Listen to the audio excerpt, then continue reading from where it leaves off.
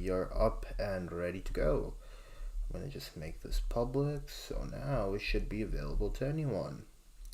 Cool.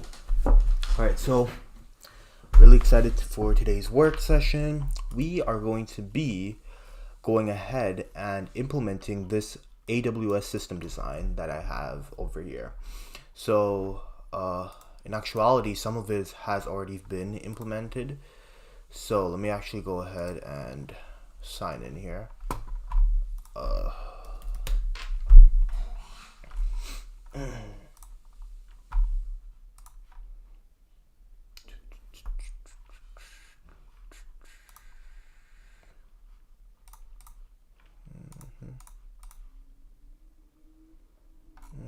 I'll do this later. Kind of lazy. Okay, cool. So we start off with a dispatcher lambda, and that is actually being hosted by a script that I maintain over here. So this is actually private. I should probably make this open source and available to the general public.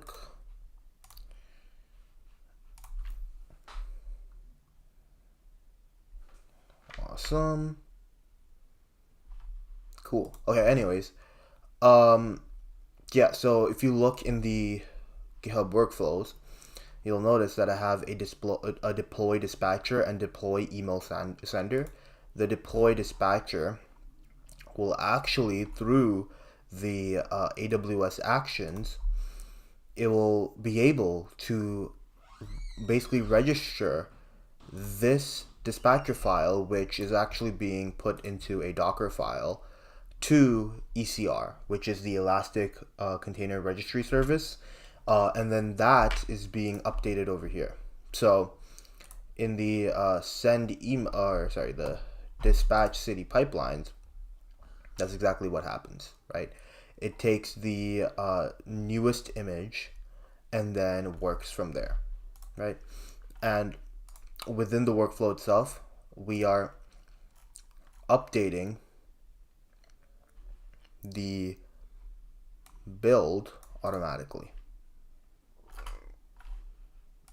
Cool. Okay, now the way that this Lambda instance would get triggered is by a event bridge event, which basically has a rule where this is the cron expression, and basically what this is saying is that every Monday at 7:30 start this function. And what this function does is, if I go to the code here, not this one, sorry. What it does is it first fetches the cities from Supabase, and then it's able to dispatch an ECS client, and specifically a run task. So it's actually kind of doing already some of the bits that I showed here. So I'm just going to go ahead and open this up in a separate tab. So it's already starting to run separate tasks using the ECS Fargate, right? Which basically just allows us to have a serverless provisioning of the ECS, which is the Elastic Container Service, just creating these clusters of Docker containers. It allows us to do all of that, right? So that's exactly what's happening here, right? And while we're at the topic, actually, let me go ahead and post. Oh, that's pretty sick. Okay. Let me go ahead and just post this link that I have here for the live stream. Come to my live stream. Let's work. Let's co-work.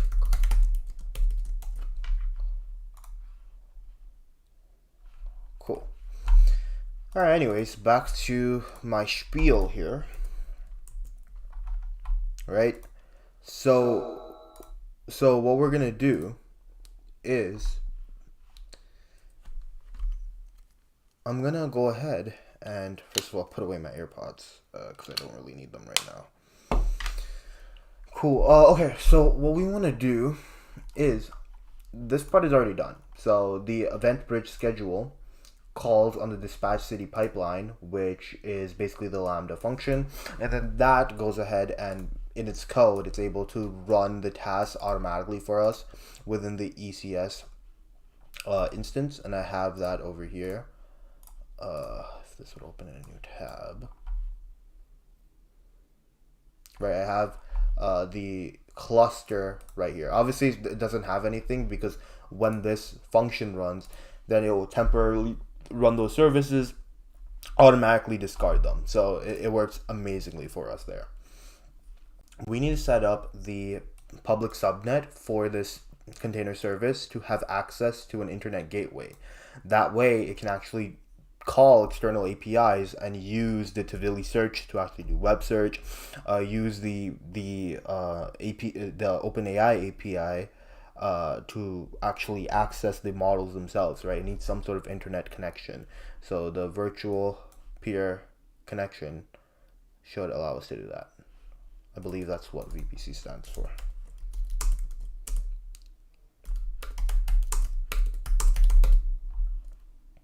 Sorry, virtual private cloud. Wow, I butchered that. Yeah, but the AWS virtual private cloud should allow us to do that. Before we move forward though, what I want to do is I want to basically decide. So this is my first task, right? I guess I will create a to-do list. Let's use Todoist to do this. Okay. Cool. So what we want to do is we're going to start off with working on figuring out the DB situation. DB provider. Continue using Supabase or migrate to AWS. Right? We do have the users now, so this migration is a concern that I have. But we're early stage, so it should be chill. I can't lie. Then build out rest of the pipeline and test one execution out. Fix any bugs that arise. All right, chat. Let's do this then. Cool. So what we're gonna start off with is, by the way, just a quick little update on my end. I've actually started to like exclusively use Claude Code in Windsurf or like VS Code. It doesn't really matter. I like using Windsurf because then I can access other agents as well, based off of their agent feature over here. It's been a while since I've used the agent feature because I now have Claude Code, which does a lot of the heavy lifting for me. But yeah, this was honestly the beginning of me using the agents to code for me. But anyways, let's continue on. So I'm gonna go back here, and here is the dilemma we are in. So once this finishes, so let me go to the documentation. So once this finishes, you know, dispatching and whatnot, they're gonna run on the ECS using Fargate, and Fargate does all the server management for me. And these pipelines, they finish executing. Okay.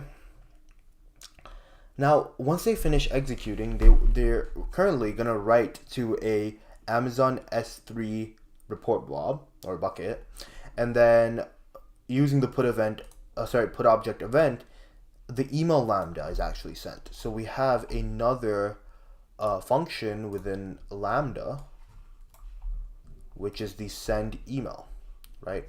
And the trigger for that is literally an S3 being called, like this S3 bucket being affected, right? So that's what's happening right now, right? However, I wonder if we could use just a like a regular database service or whatnot to just add all of the reports automatically into the database, right? And store all of our other data as well in there. So for example, we have like we have subscriptions or and whatnot. I can show you the test database that we have just for development purposes. Uh, Obviously, I can't show the production one, but the test one can be shown, right? So this is from our development endpoint.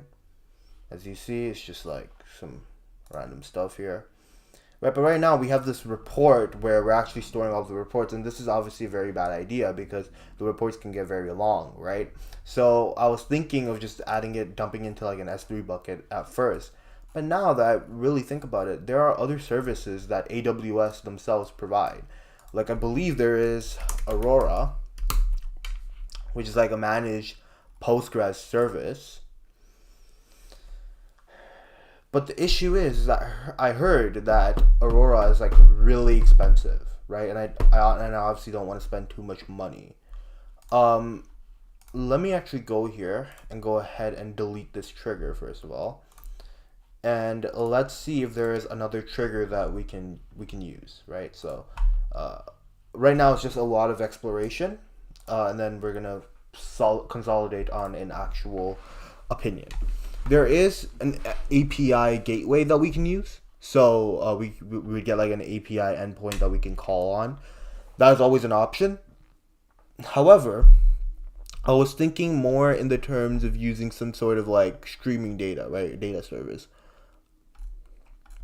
I'm sorry, it wasn't Aurora actually. Now that I think about it, it was DynamoDB, right? DynamoDB, right here. Sorry, not document DB, DynamoDB, right? Uh, Here's what we'll do. We'll watch some videos, just one quick video, and see if that works. All right, I still don't have access to YouTube. For God's sakes, man. Okay, let me bring this over here. No, you're good, bro.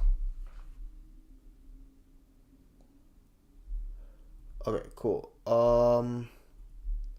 So what I'll do is I'll say DynamoDB YouTube video. I just want something quick, yeah. I just want something quick, short, nice and sweet. Let's see what this all let's see what this is all. Welcome everyone. In this video, we're going to go through the basics of DynamoDB and we'll create our first table. Before we dive in to do that though, let's go over a couple of quick slides for concepts. As you might know, AWS has a lot of different databases, all purpose-built.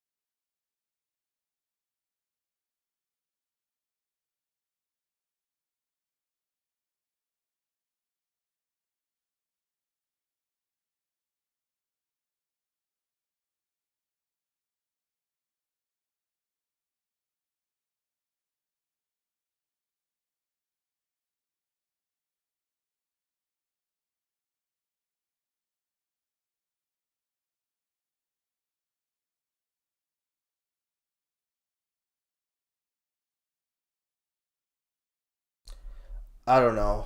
I really like the relational format that we have currently going with the Supabase.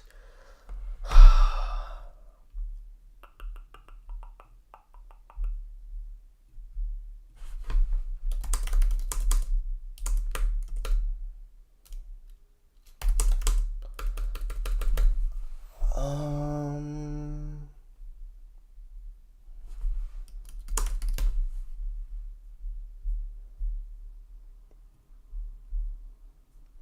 so I mean, AWS does have relational database solution, a relational database solution. I knew that already. It's been going on for quite some time. But the only issue with using this would be that, well, actually, there would be no issue because, excuse me, it would be the same as just this, right? It's just bringing it over to AWS for hosting, which I think would be smart because we're moving most of our infrastructure there anyways. The only issue that I do see with this right now is that how do I add a trigger? I would obviously need to do something with API gateway, right? Like creating a new API and then having that basically be what is called, right? But then what calls it? So, okay, you're done um, putting it in the S3 bucket. Actually, no. So we can put it in the S3 bucket because the reports I think should go in the S3 bucket. Let's actually ask Claude and see what it thinks. Right, so I'm just gonna pop up Whisperflow really quickly and let's get cooking.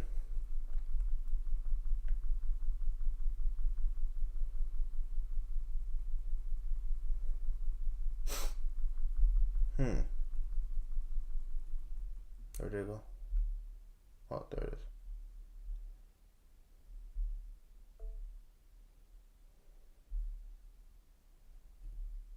Great. I thought I already gave you those permissions.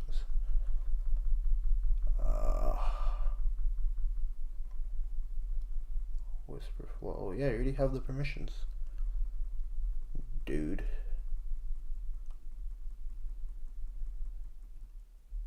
Okay. Yeah, you can. It works. Okay, let's do this. So we need to give it enough information. We're in the exploration stage right now, right?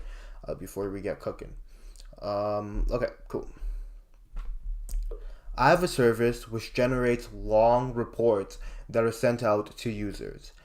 These reports are in bullet form format. Now I am debating on whether I should just be storing these within the database themselves through having a place where I can add all of the bullet points, like a list field, or I should be using an storage service like S3 to store files which include these bullet points. Which one would be better for sustained performance?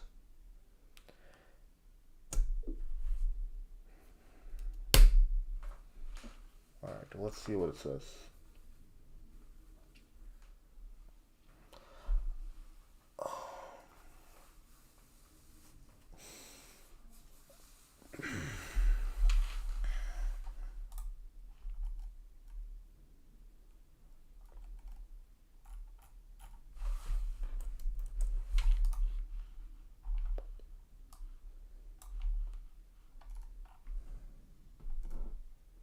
Cool, cool, cool, cool. So,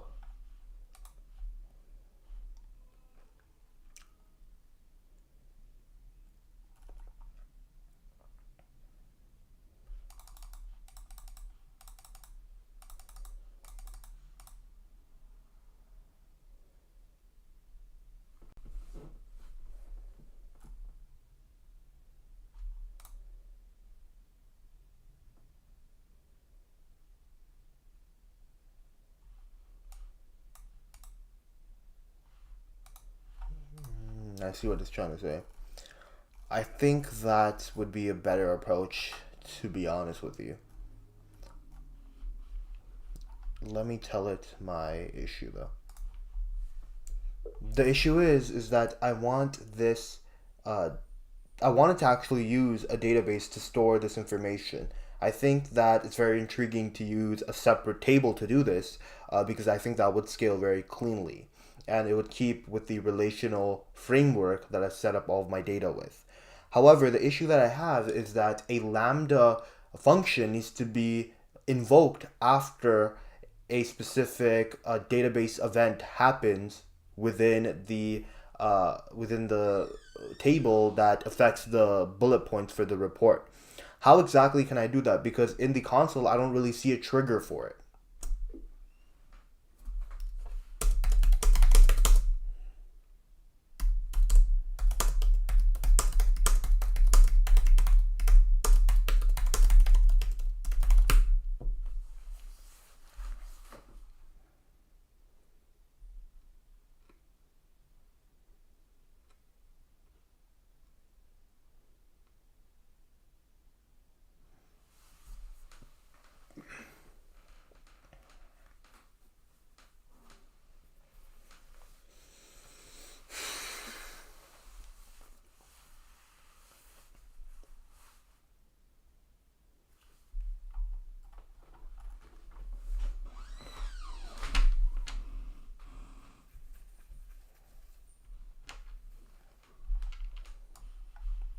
How's this working?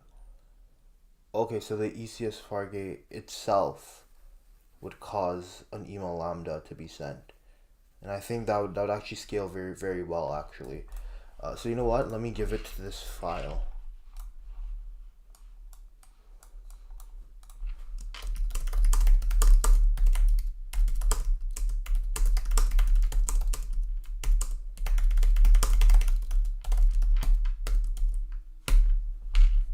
Okay.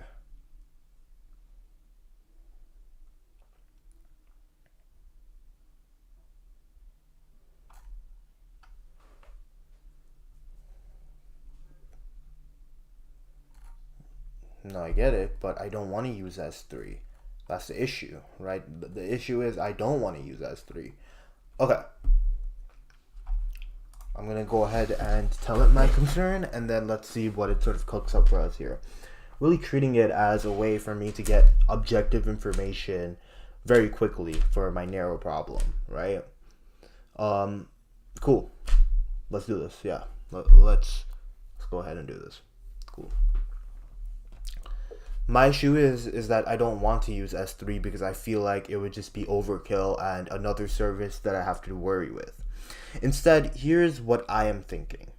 What if I update a database within AWS RDS? I'm not going to use Aurora. RDS, so Relational Database Service. How about I do that? And now, within the Fargate instance itself, we have it dispatch an event which causes the Lambda function to be invoked automatically. This way, this Lambda function, which would be the email sender, will happen by a city basis, which allows the SES or the simple email service to not be overwhelmed with too much requests at a time and instead be handled by different functions. Would that be a good approach? Or as we add more cities, it would just become more expensive due to the fact that now instead of running one Lambda function, we're running like hundreds of them for each of the cities. So I also gave it my concern as well.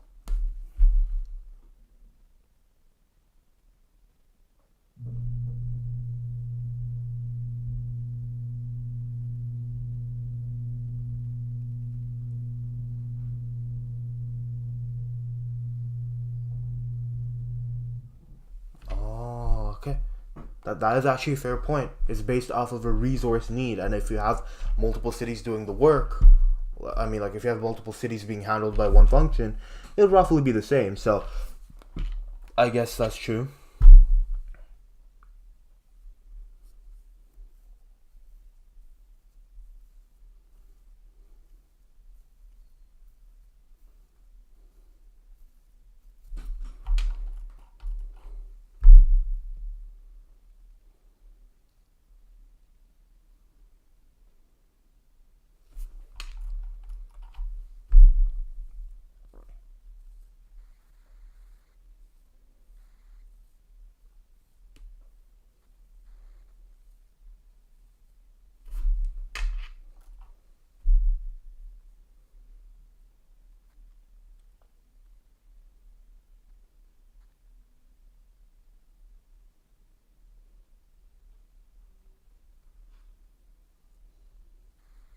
RDS is that expensive? I did not know RDS was that expensive.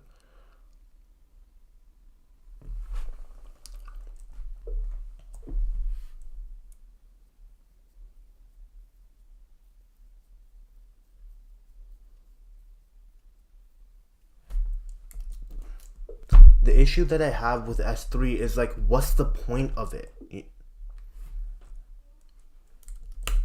The issue that I have with S3 is like, what's the point of it? You know, the work that S3 does can be easily abstracted by my database. Why would I have a separate point of failure when I could just have my database do the work for me? Right? It's not like I need specific files for the reports to be generated. That can happen on the front end or during the actual email sending itself, which is what's happening right now. We're rendering the email templates from the Lambda function itself. So there's no real need to have a file be stored with all of the report bullets. The information itself can be just stored in a data storage solution, not needing to be in some sort of file storage solution like S3.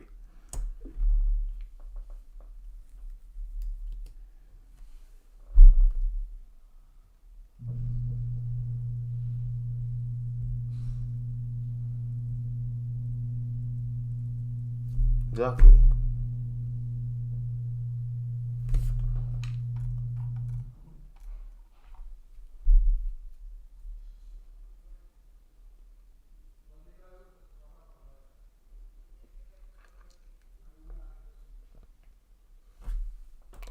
Okay, before we move forward, something that I've noticed is that you're assuming that I am going to be adding a separate RDS database instance.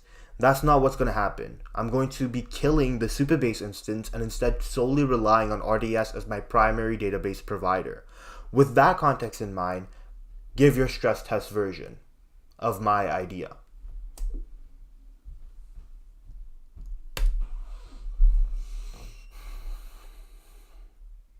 That changes the calculus. Okay, cool. Okay, yeah. Yeah. Yeah, it could be like a just an API. There's an API gateway that we can have. Cool. Yeah.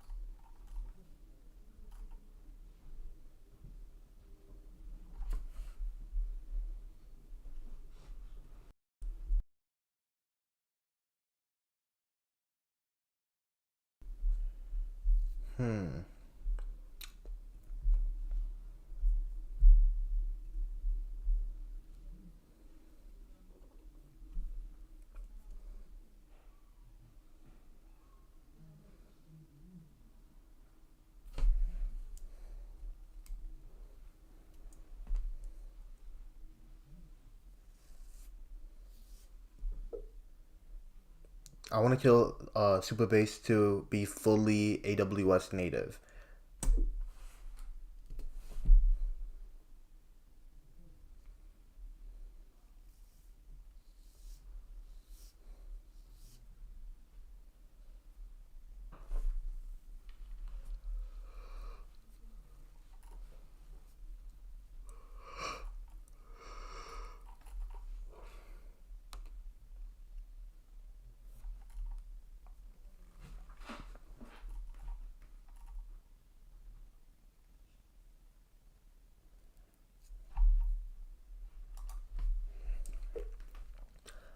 I'm actually thinking of migrating over to DynamoDB based off of current workload. So assume that's not a lot of workload to very large and heavy workloads.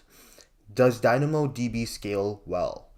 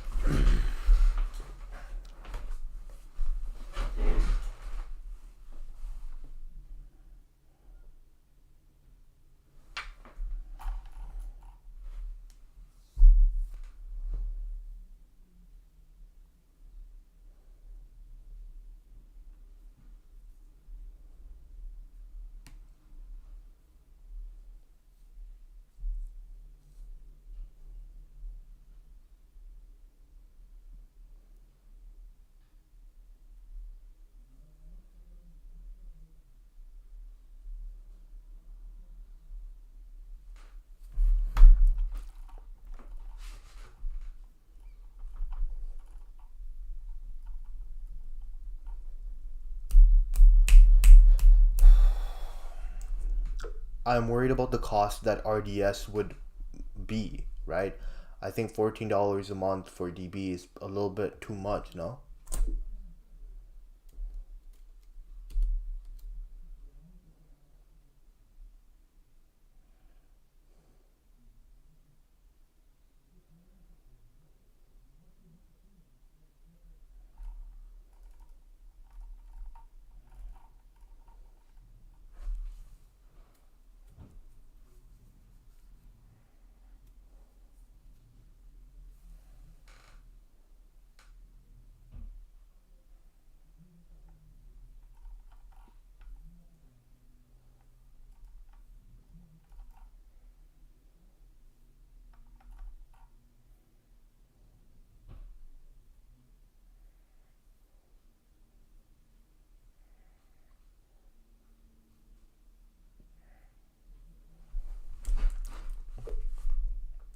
I think RDS is fine. I have enough funding to last me, and I am expecting a lot of paid users to come soon. So yeah, let's keep the database RDS.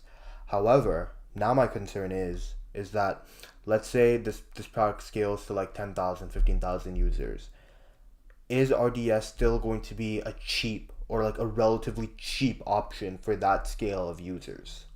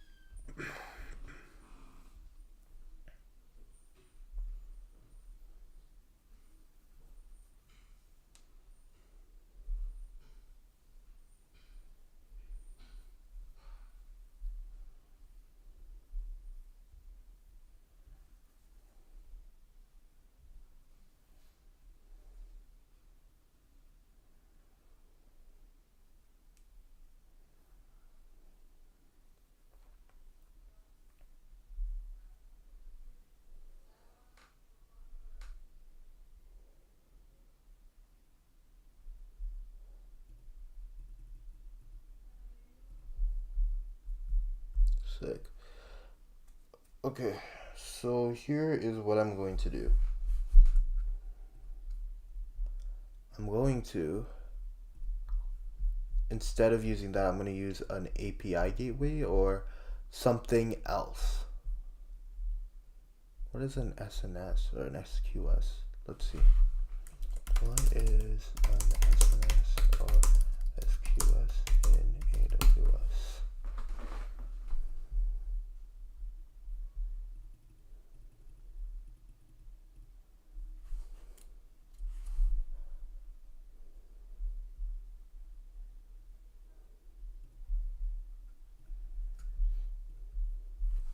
SNS is a distributed published subset of messages that are pushed to the as and when they are sent by publishers to us.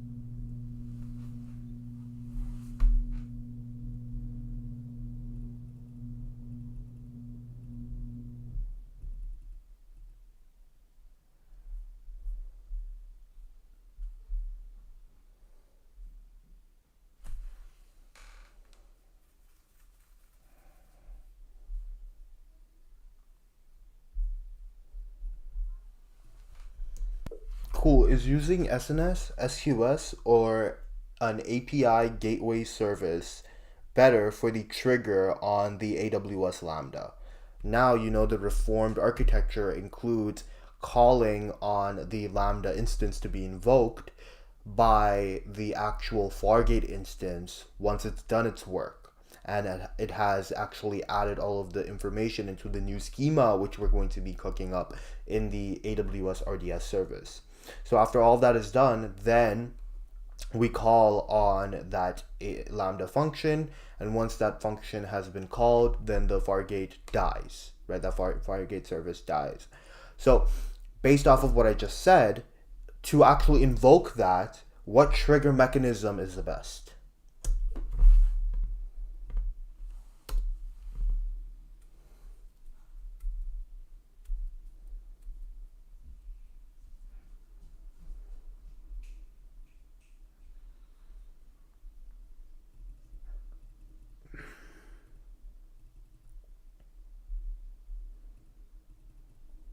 Yeah.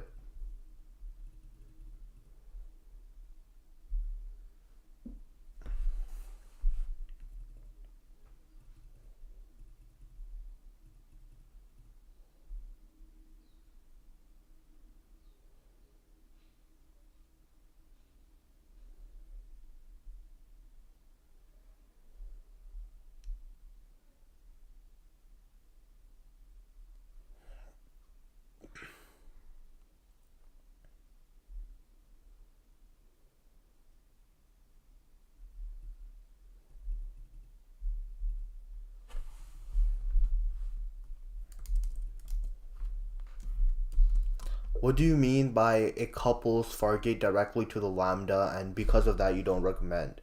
Is it that we're directly calling a Lambda service within the Fargate? And if so, why is that an issue?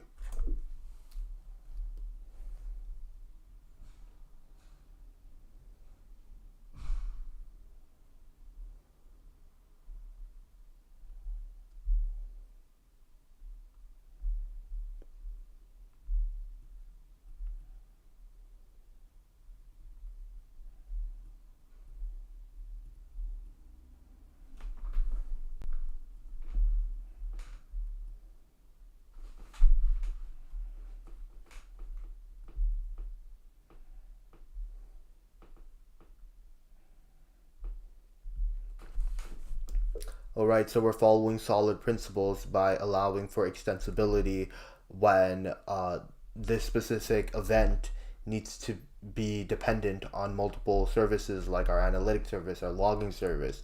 And on top of that, there's no buffering, there's no retry safety, um, because of the fact that where essentially what I'm hearing here is that, very simply put, it's a way of basically separating concerns, because by looping Fargate and the AWS Lambda function invocation into like one code base, which would be on the Fargate, then you're adding that logic of the Lambda execution directly to Fargate, so you're mixing responsibilities within the code.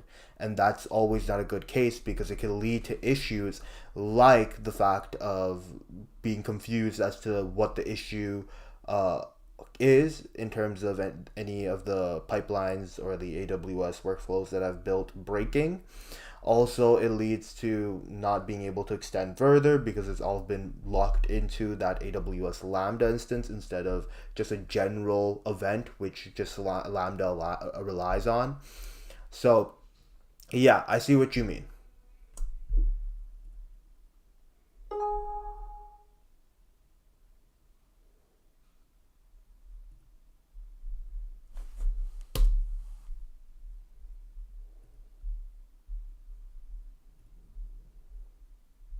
Holy glaze.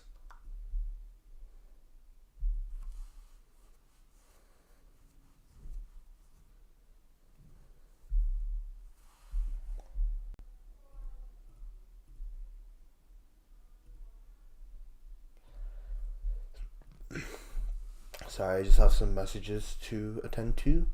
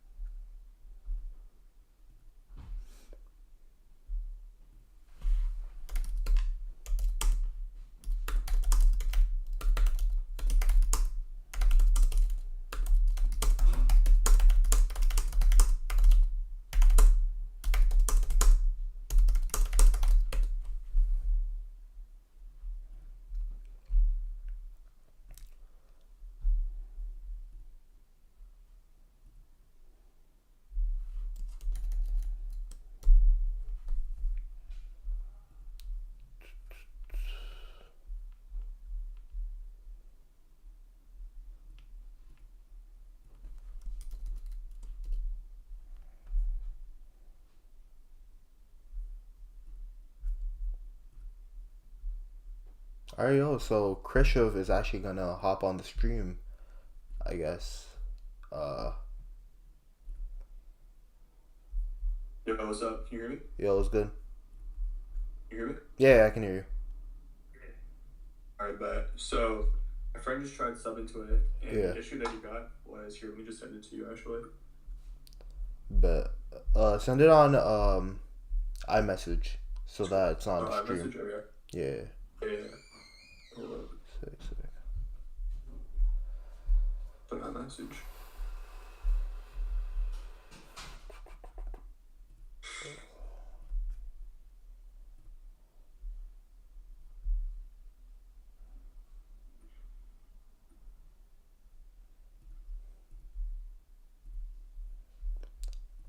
Alright, so basically we are switching from doing doing AWS stuff Alright. to Stripe stuff. Thoughts on why this might be the case? So yeah, hold on, let me just turn on the screen again. There we go. Yo, did you send it? What's up? What's up? Yeah, I sent it. Cool. Okay, I said. Oh, wait, I sent it to the wrong person. What's that? Yeah, no worries. So there's an issue with the Stripe? Yeah. Damn. Okay. What was said in that message? Did someone How try? is Stripe this hard to implement, bro? It should not be. Preferred. Sense. Does he have a... Okay, awesome. He has a screenshot.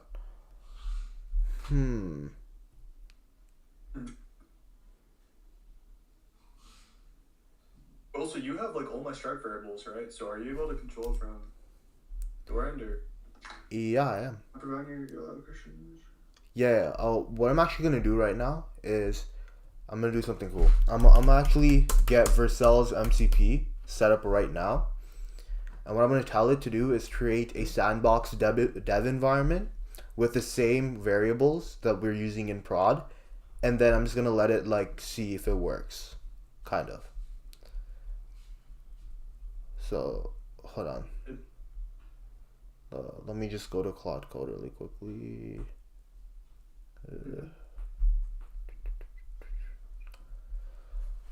Okay, I think I know why this is happening because I actually did tell Claude to remove the language schema, but I'm not quite sure why that has anything to do with Stripe. That is very interesting. Yeah. Okay. So it honestly should be pretty easy to fix this, to be honest. Okay.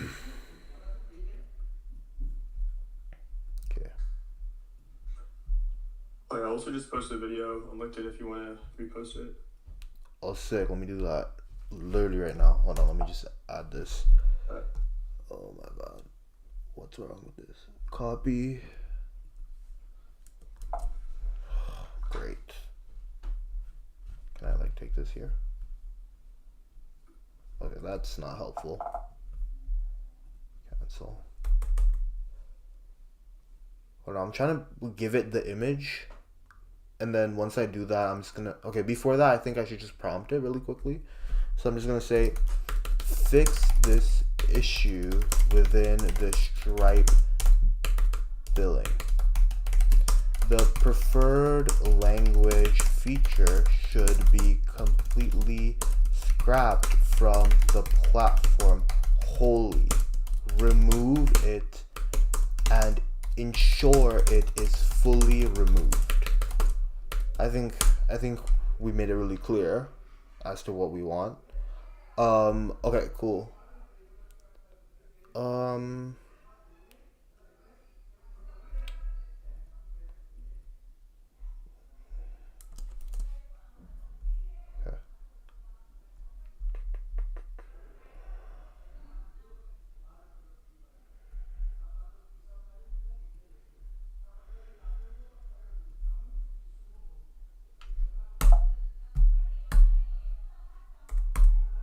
Okay, it's working right now.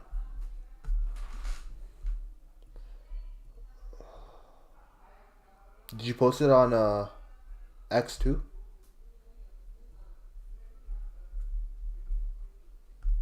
Where's it? Did you post it on X too? Yeah, I did. Sick. What, do you hear me? Yeah, I can hear you. Can you hear me? Yeah, I posted. Oh, okay. Yeah, I did. Yeah, I posted on X. So the Stripe's working now? I just had Claude look over it. Sorry, I forgot to put it in plan mode. Hold on. You found the issue? Wait, I have to rerun it. I forgot to put it in plan mode. So it's finding it right now. It's just running a sub agent. So Okay. Gotta repost this.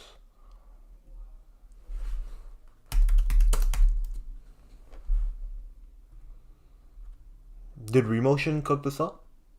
Yes.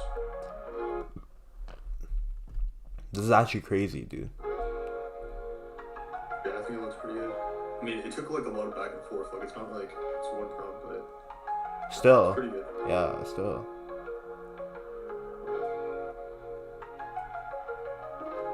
That is actually so sick. So,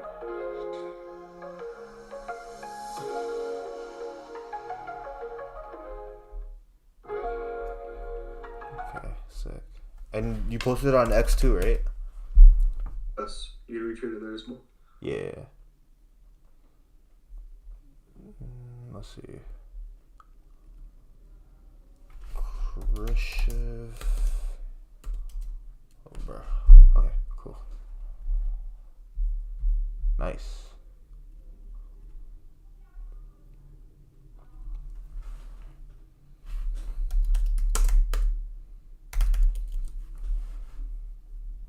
Post. Cool. Okay. Yeah, we better fix this. Oh wow. It did not. Okay, I found the issue. Okay, nice. Do you still need me?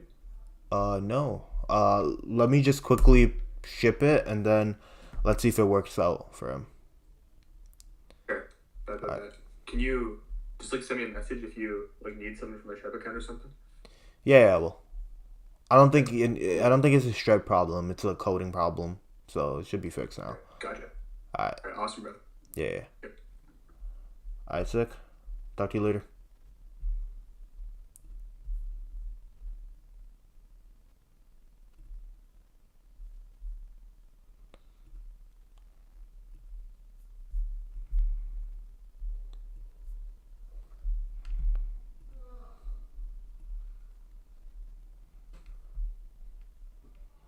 Okay.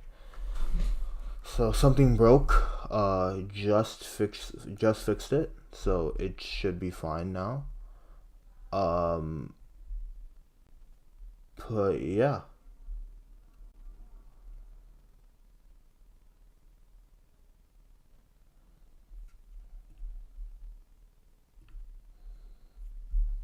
Okay. So while this is working, I guess we can go back to the work that we were doing before, which was figuring out the trigger mechanism that we want to use for the email dispatcher lambda function. So let's see here. Okay, you said by looping Fargate and Lambda into one code base. Just be precise. They're still separate code bases and separate runtime coupling. Yeah, that's what I mean. Yeah, that's what I meant. That it's not necessarily the code itself which is being coupled together, but since we're executing the Lambda within the Fargate, we're creating a dependence on the Fargate to run successfully for the Lambda to actually be triggered. And obviously that's still going to happen with the SQS mechanism. However, then we're not like locked in terms of the Lambda being affected by the execution of the Fargate, because it's not being directly invoked.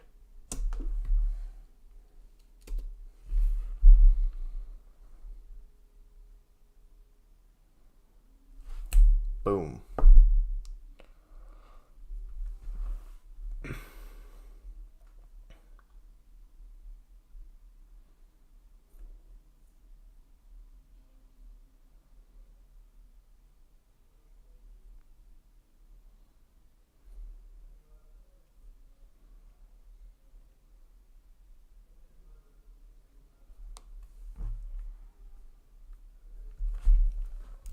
Okay, no need to go too deep into this. Basically, I don't want the dependency to be, the execution to be dependent on the Fargate instance success. So that's why we're going to be using a trigger mechanism of SQS. However, I want to know, why not use SNS? What are the differences between the two? What even are they?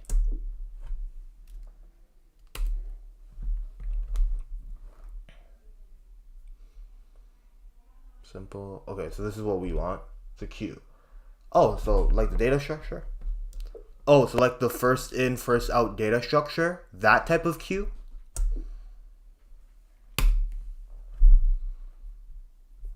Okay, and then this is a simple notification service. Okay, so a producer drops the message in, consumer pulls them out. Yeah, just like first in, and then sorry, first in, first out.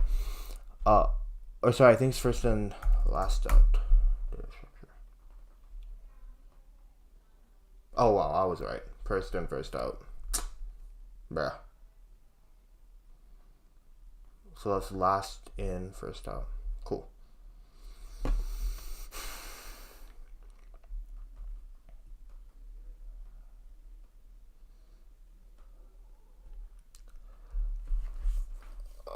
Okay, cool.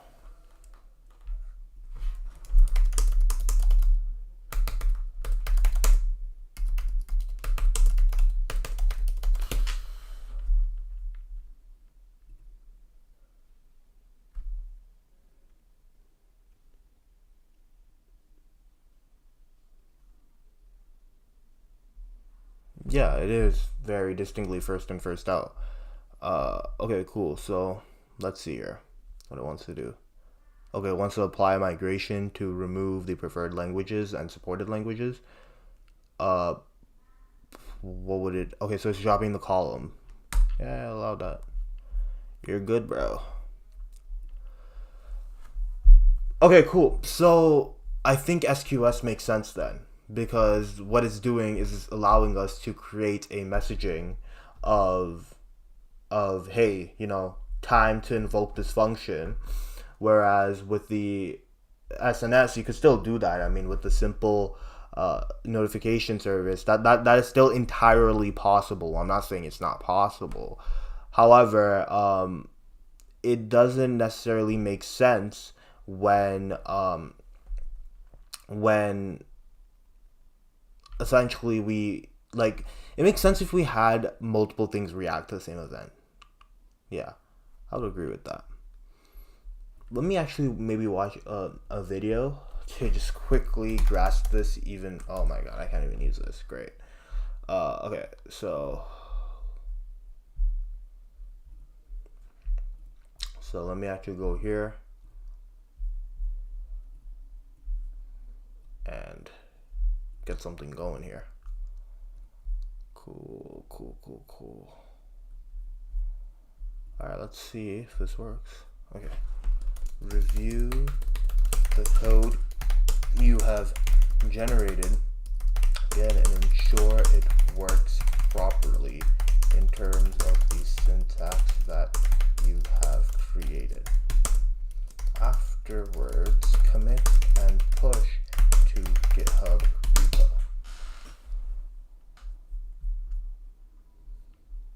Cool.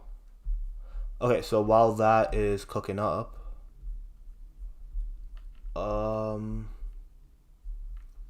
yeah, I wanted to add this MCP, but I didn't actually get to it. Anyways, let's go to SQS versus SNS AWS. And I just want to watch like a quick YouTube video just to gain a little bit more insight as to what they are.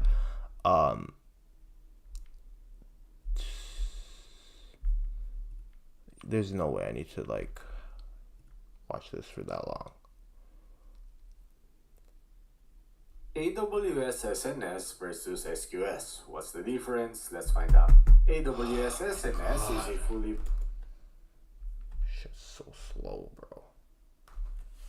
managed pub/sub service. Okay, let me just turn on my lights.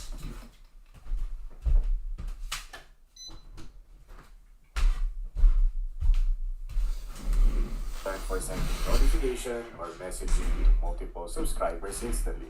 It is ideal for developers who need to broadcast real-time updates, alerts, or push notification to many endpoints like email, SMS, or other AWS services. Key features include topic-based message delivery, mobile push integration, and high scalability. SNS is praised for its low latency and seamless integration across AWS, but is not built for message persistence. Once delivered, messages aren't stored, making it less suitable for queue-based processing. On the other hand, AWS SQS is a fully managed message queuing service that decouples and scales microservices, distributed systems, and serverless applications. It is best for developers handling background jobs, event processing, or buffering workloads. Features include at least once delivery, message retention, and support for both standard and FIFO queues. SQS is reliable and cost effective for asynchronous communication, but it's not ideal for real time broadcast style messaging since customer must follow the queue to receive data. SNS delivers message instantly to multiple subscribers while SQS stores and manages messages until they're processed. SNS suits real. That did not give me the full overview. So let me just use this.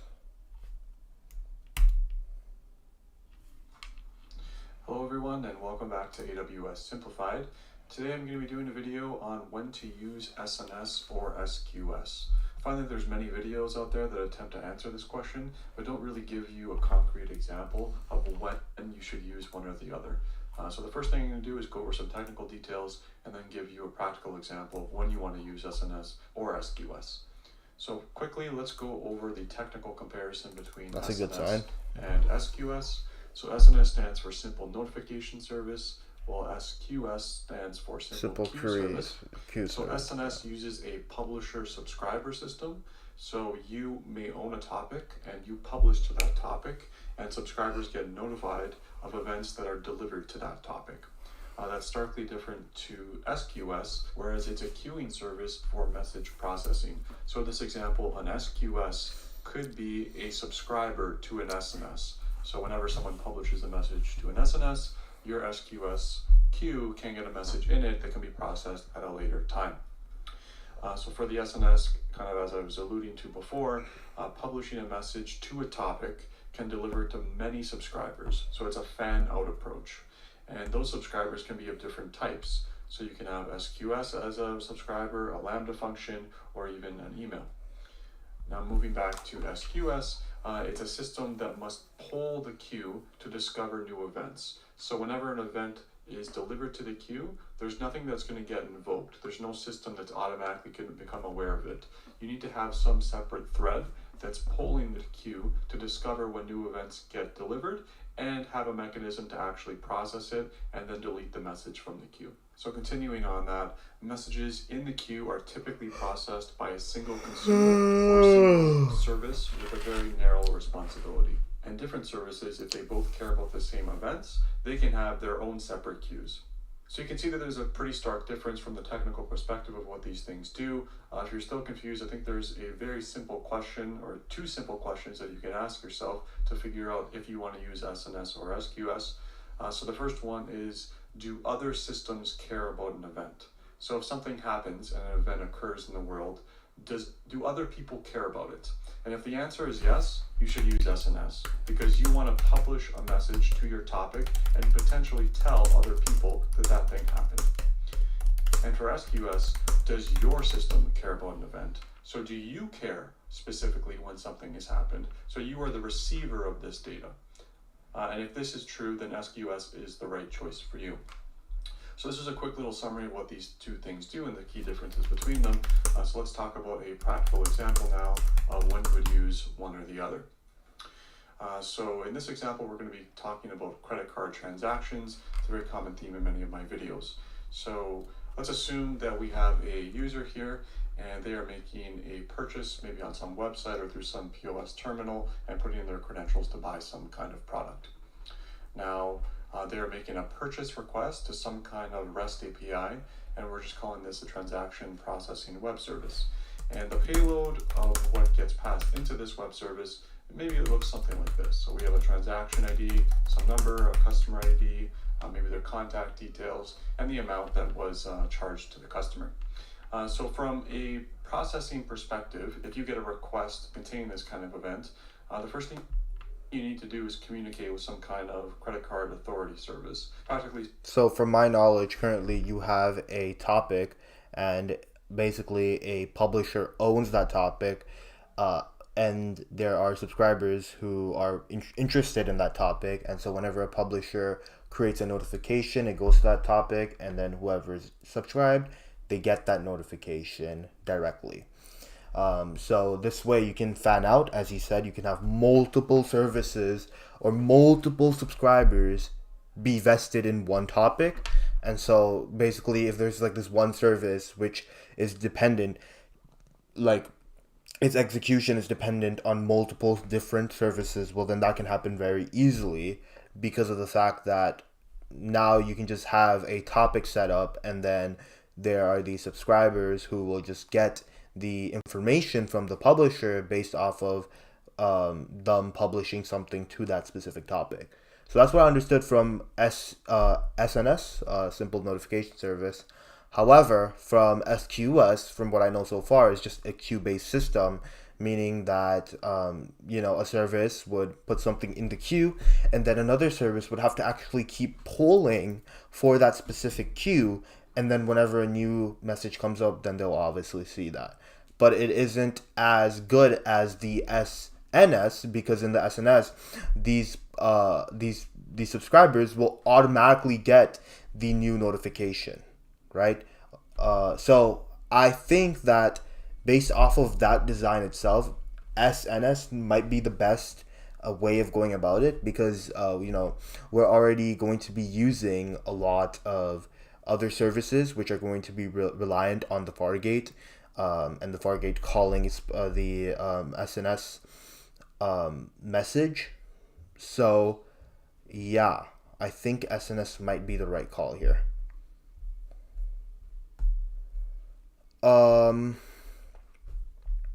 But anyways, let's keep watching it and let's see what happens. Speaking probably Visa, MasterCard, Amex, all of these credit card authority services. So when an event occurs saying that someone is attempting to purchase something, you need to validate that against the authority service. So the first thing you do is you probably call that service and say, here's the customer ID. Maybe they passed in some credentials, including their PIN or something like that. We don't need to do this. We don't need to pass any data to an external service. All we need, actually, wait, I lied. We do. We need to send a city.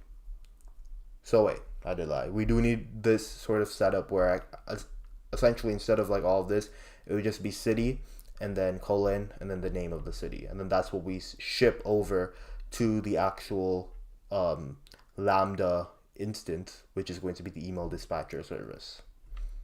And that gets validated against the authority service. And in this example, let's just assume that they return 200 OK, right? So the transaction is good, the credentials are good, this thing went through. Now in this e-commerce example, this is an event that matters, right? Because someone attempted to purchase something and it went through, so it was successful. And this is something that is potentially relevant to many different subsystems that exist in your e-commerce ecosystem. So maybe we want to publish this event, so exactly what we see here, to this transaction SNS topic, right? So you're basically telling the world, you're publishing an event to this topic. And from this topic, there can be multiple different subscribers with all narrow use cases. So in this example, I have 3 different ones. I have a Lambda here, and I have 2 SQS queues. And I'm going to fill this out to make more sense. We have a Lambda too. That's why we have 3 different ones. Now, let's go through these one by one.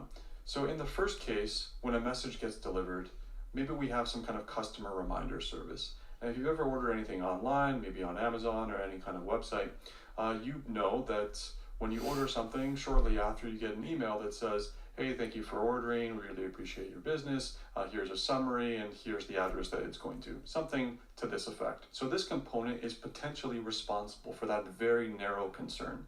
So after this event occurs, a message gets delivered with this payload to your Lambda function. And this Lambda function, maybe it queries some database somewhere for some additional details, but in the end, it's going to send an email to your customer that says, thank you for ordering, we appreciate your business. Okay, so that's one use case, right?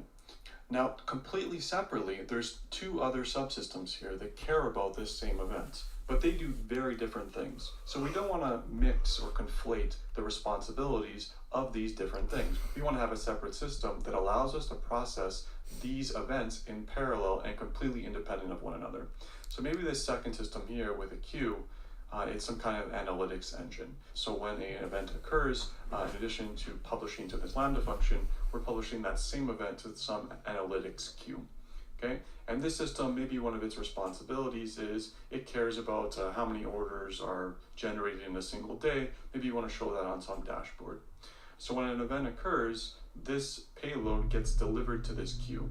And on its own, it's not going to really do anything. You need some other system here to pull the queue, to actually become aware that something is in there and respond in some sort of way. So in this example, maybe you have some kind of transaction analytics service that's hosted on EC2, and part of spinning up your service, you have a series of pollers that know to pull messages off of this queue. And when they find one, maybe they put something in a database somewhere, increment some values, but at the end of the day, their job is to output something that says something like orders today, some number, and the total amount of revenue is this. Okay, so this is a very different concern than what we're doing up here. This is kind of an analytics perspective, and whereas this is a customer use case, right? Now for the other queue, maybe there's a separate use case, right? So maybe it's a fraud detection service. So you're a bustling e-commerce company, and maybe you're concerned with fraud because certain people have ordered something and the transaction eventually got reversed, and you kind of want to have some kind of proactive approach that attempts to detect and mitigate fraud. So this is, again, a very separate use case from your analytics engine and your reminder service. This thing is doing something that's completely different, but it also cares about this event and is going to use it in its own way. So similar to what we had above here, maybe we have some fraud detection service that's also based on EC2. And similar, again, we're going to poll the queue to figure out when events occur. And once we process the message, we delete that message from the queue, so no other pollers can receive it. And at the end of the day, what this system may try to do is determine, based on events and based on its own kind of internal processes, which transactions are suspicious, which should we not deliver immediately, and maybe have someone go and look into and just kind of make sure that this thing isn't a fraudulent case. So this is an example of a use case where many different consumers care about a singular event. And this is where SNS really shines, because something is being published and you are distributing that to multiple different consumers. So we saw that there's different consumer types, right? You can deliver to a Lambda function or a queue. And some of you may be asking, why would I do one or the other? So with a Lambda function, when you deliver to SNS, it's best effort delivery. So if there's a problem in your logic here, you could potentially lose this message. Whereas from SNS to SQS, if a message gets delivered to the queue, it's guaranteed to be present. So it's guaranteed to be processed by some independent service that is polling and deleting messages from the queue. So that's an example of why you would want to use SQS over Lambda. I'm just showing you multiple different examples here. So I've shown you, 4 steps here, right? So there's the first is credit card authority, then you do this step, then you do this step, then you do this step. So let's rewind a little bit and try to answer, why are we going through all this effort? Why are we decoupling here? And so let's think about what this world would look like if you did all these 4 things in sequence, maybe in your transaction processing web service. And let's talk about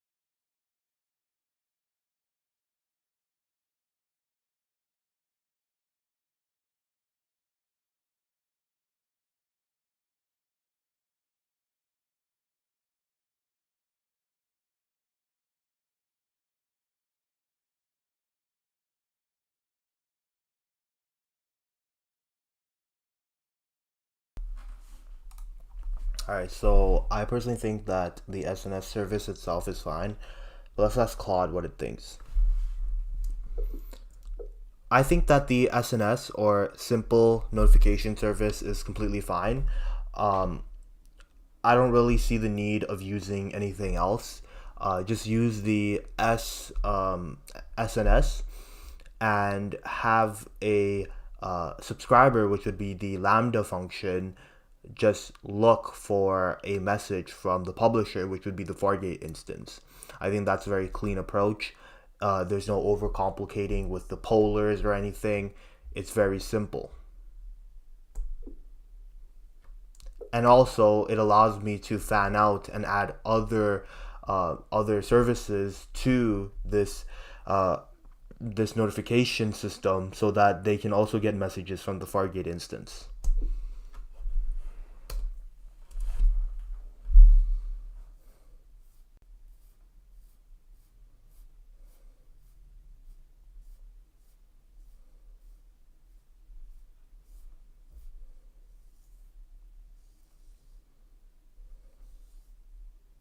Oh.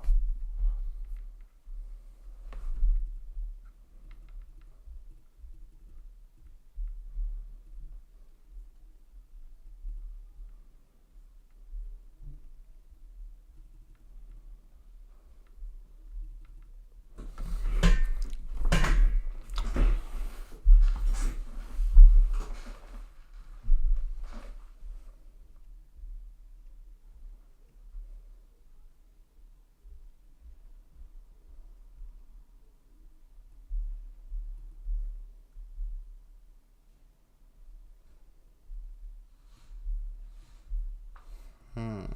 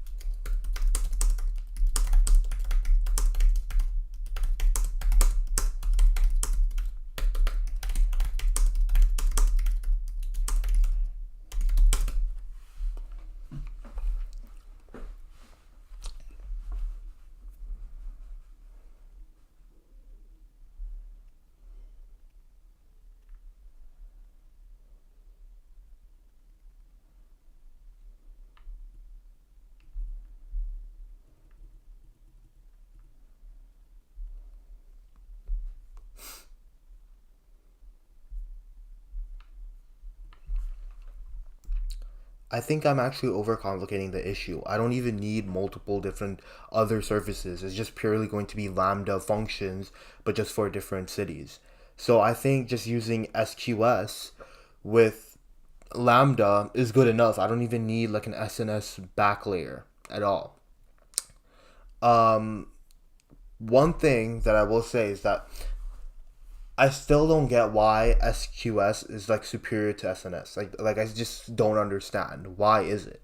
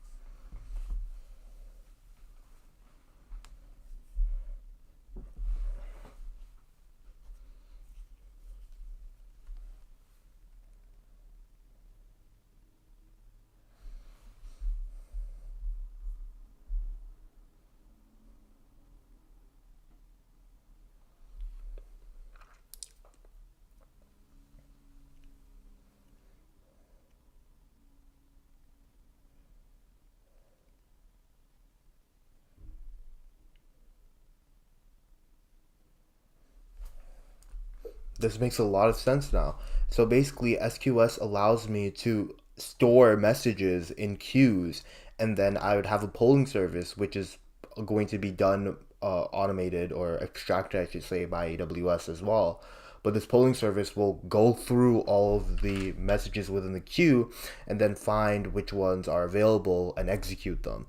This way, I have persistence because the messages are not going away. They're going to remain in the queue unless I explicitly delete them myself, or they actually execute and a lambda, in our case, a lambda function, gets a hold of it and starts in, in, in, starts creating a new function instance, right? So nice. And yeah, I agree with you on the fact that there would be heavy rate limits on the simple email service. So making sure that only 10 Lambda functions can happen at once will protect me when we add like multiple cities. Because this way we can have a structured approach where some cities are ran and then other cities wait in the SQS queue.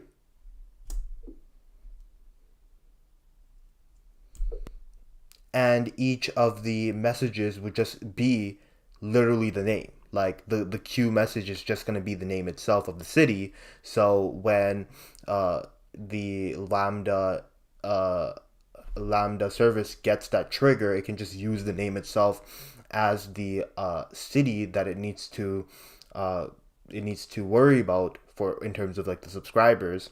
So then it can just go into the RDS, query for all of the subscribers within that specific city, and then do all of its work. Does that workflow make sense?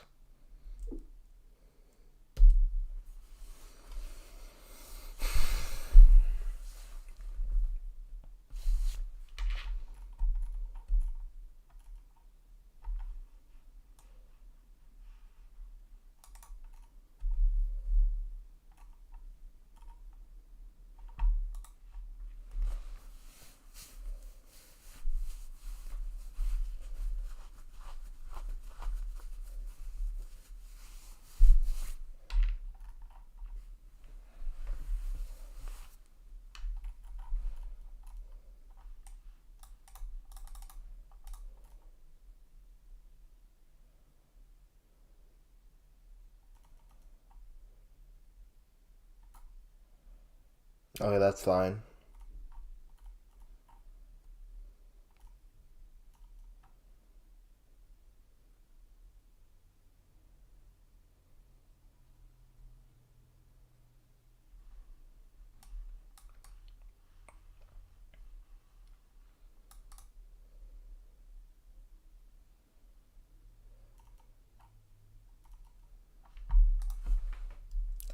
Instead of the cheap fix being like a send underscore log table, maybe I could just have an S3 or not even S3, but like some sort of report logs from the AWS service.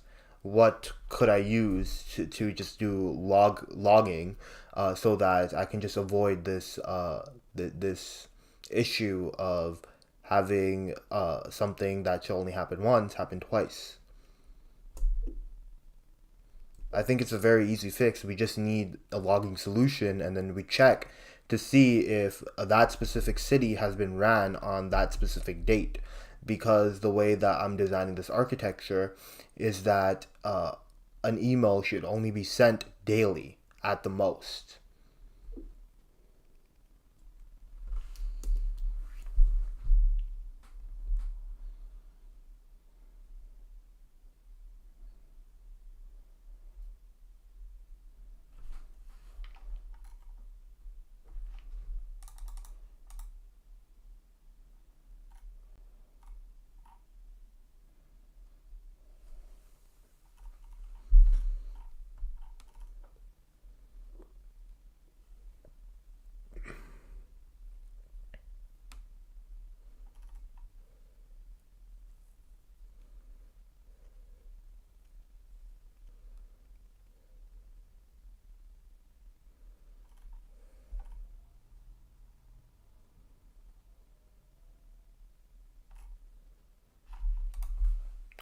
but the send_log was actually going to be removed. So now that I'm actually thinking about it, yeah, it makes sense to just keep it, especially with the way that we're setting it up, which is the city ID, the send date, and then the report ID. I don't even think we need the send date. We can just have the city ID and then the report ID, because each report ID is going to be unique to the specific date and the topic that is being sent. So I think just having literally the city not even that, I mean, it could just be the report ID, to be honest with you, right? Because all of the report IDs are going to be they're going to be unique. So just to keep it like the most minimal we can, the send logs are literally just going to have the report ID, and that's it. And if you see the report ID, that means that the Lambda service was able to actually send an email. But now the issue is that I heard that using RDS within Lambda is not a good thing. So how exactly would we be combating that?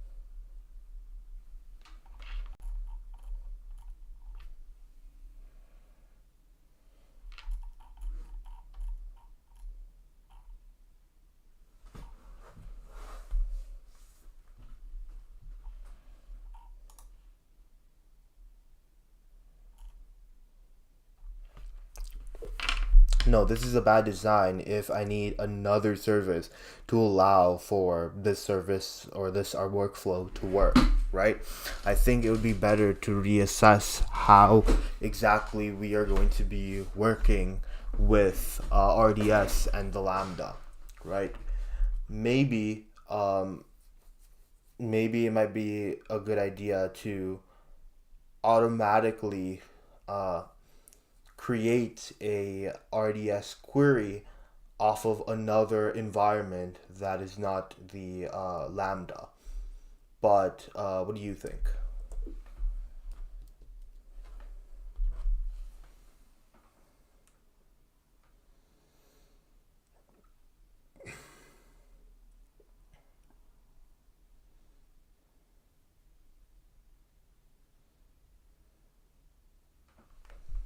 The issue is that it's paid, dude. The SQS or the event bridge aren't stuff that is paid. And additionally, it is something that I don't need if there are other ways of going around it.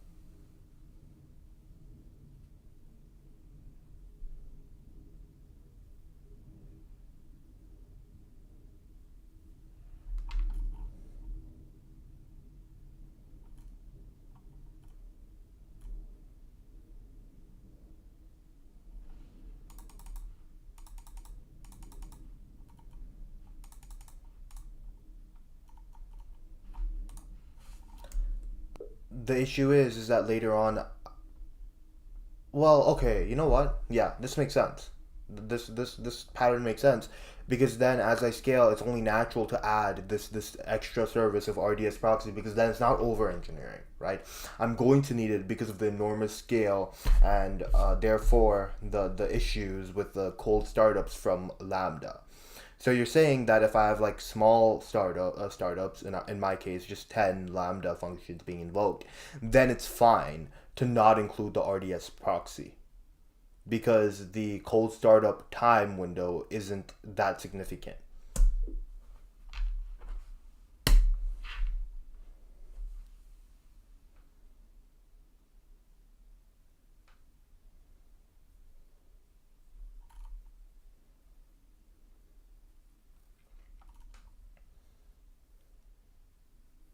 Mm.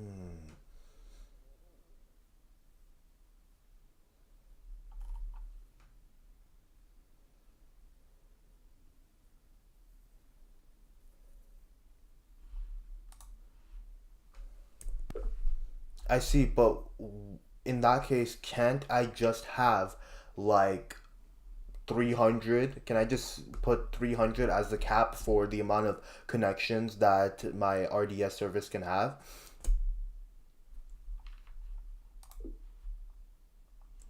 Also, why isn't this doing it by default? And what I mean is, why isn't uh, the RDS service already having a connection pool for me to have warm connections from? Wouldn't that affect my database performance when I publish this onto my website?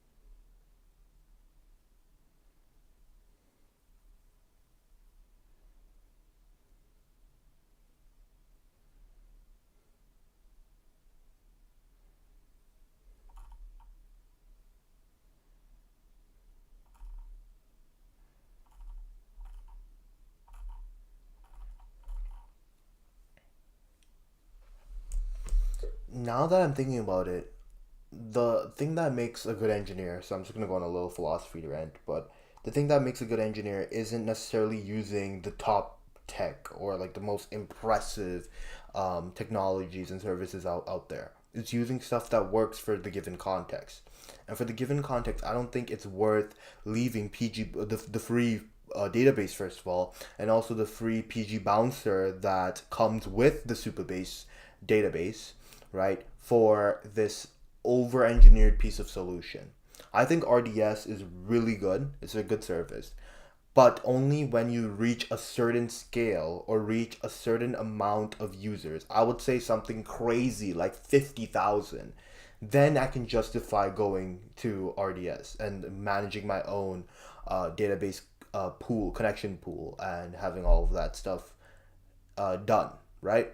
But for right now, where when I'm at like 100, 200, or like 300 users, I don't think it's really that big of a deal.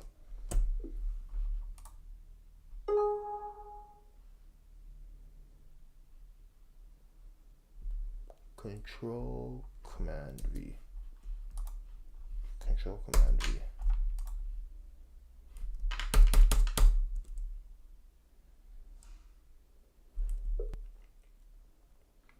I think it's better to just have the Supabase database and not use RDS because first of all I can have like multiple services running without any issue because the Supabase already has a connection pool that it can rely on from PG Bouncer, all managed, all done for me.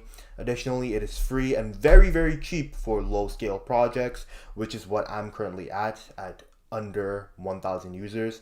But as I move to like the I would say even like 5,000 or 10,000 range, not even like 50,000, but like just in the 5,000 to 10,000 user range, then I think it's genuinely a good idea to set up RDS, RDX proxy, and have that setup running. And I can easily migrate over because I can just download all of the data that I have from my current users and just move it to AWS solutions.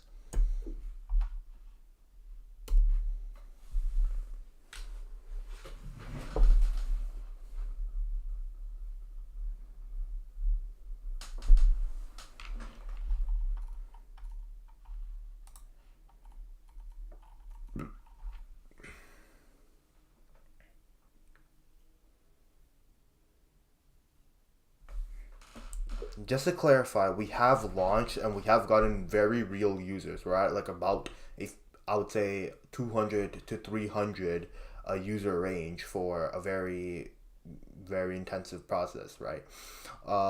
So we do have real production users. However, it isn't to the scale where it would require the huge infrastructure cost that comes with RDS.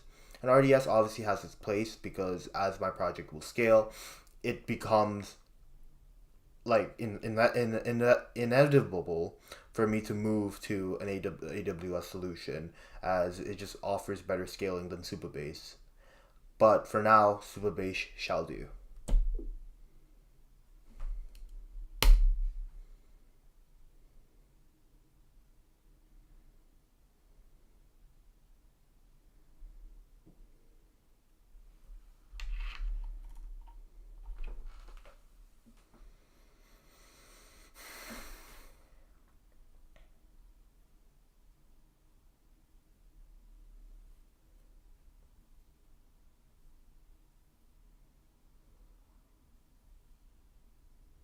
Okay. Yeah, that's fine. I told, I have a system prompt going where I tell it to be like really brutal to me, so that's why it's like nitpicking like everything that I say. But I like that. Sick. Very productive conversation here. So we're gonna be using the SQS, which is the simple query service, to essentially invoke the functions, the Lambda functions, and then those Lambda functions will be relying on the Supabase because right now I don't see a very good need for moving to RDS or another solution from AWS other than, oh, we're fully on AWS, right? Which I could argue we are because Supabase, I think, runs on AWS servers. But the point being that as an engineer, I need to see what is the best for the current context. I've said this before. And for right now, that is just remaining on Supabase. Cool. So now we fleshed this out. I'm going to go ahead and create the triggers and just set up the workflow so that it works very, very nicely. Document the process using Claude, and then we're good for today. What else did I put on my item list? Let's see here. Yeah, so just build out. I might not be able to test it out today, just seeing the time, but we'll see.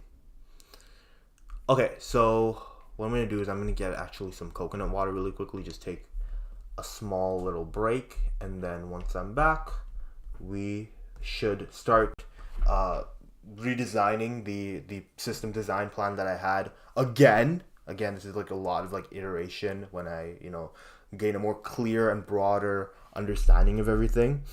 And once all of that is done, I want to just go through the SQS feature again with Claude. So I think I'll do that first. And so I'll go through the SQS feature again with Claude. Then I'll build, or I should say rebuild using Claude, the system architecture design. It's fully vibe coded, so I think that's fine. And then after that, we will start implementing it into our service itself. So yeah, very, very, very, very exciting things up ahead. Cool. So I'll talk to you guys in a bit.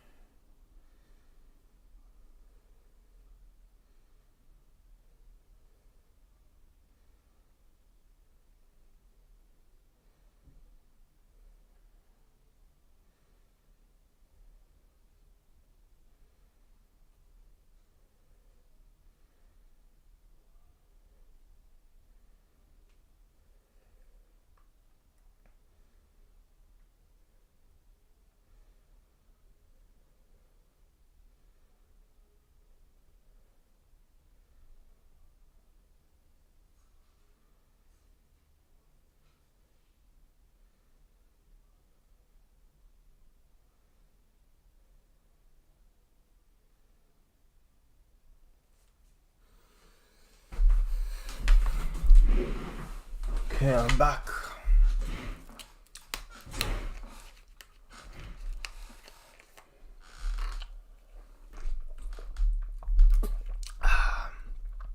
Nice.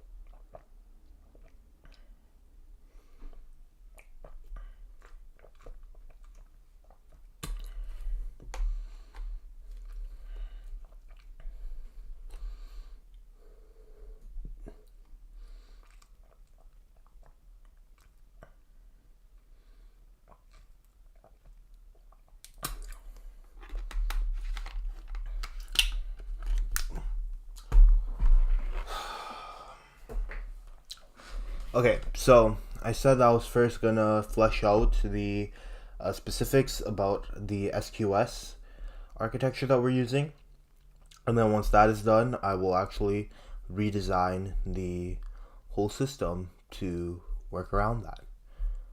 Cool. And then obviously implement it. Could we go more into the specifics on as to how the SQS trigger will work with the Lambda server?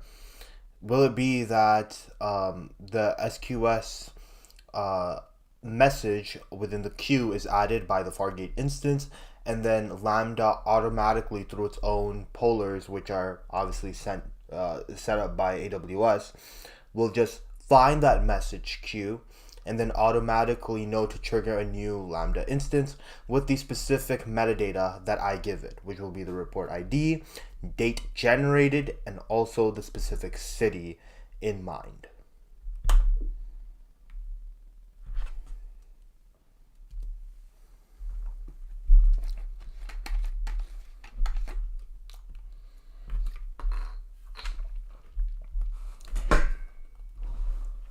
Cool.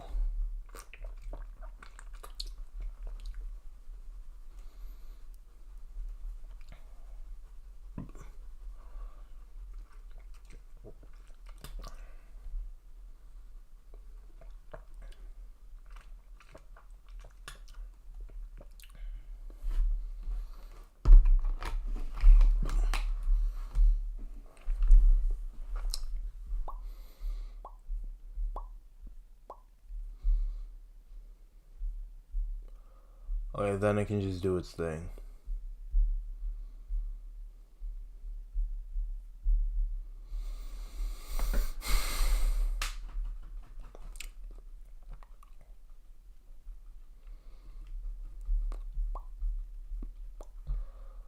Okay, cool. Sounds good. But one issue that I had with the visibility timeout. With the visibility timeout, what do you mean by it will stay for 30 seconds, it will stay hidden from other consumers? Wouldn't that mean that when the Lambda instance does not finish in 30 seconds, it's viewable by other instances and therefore will trigger another Lambda instance to start up?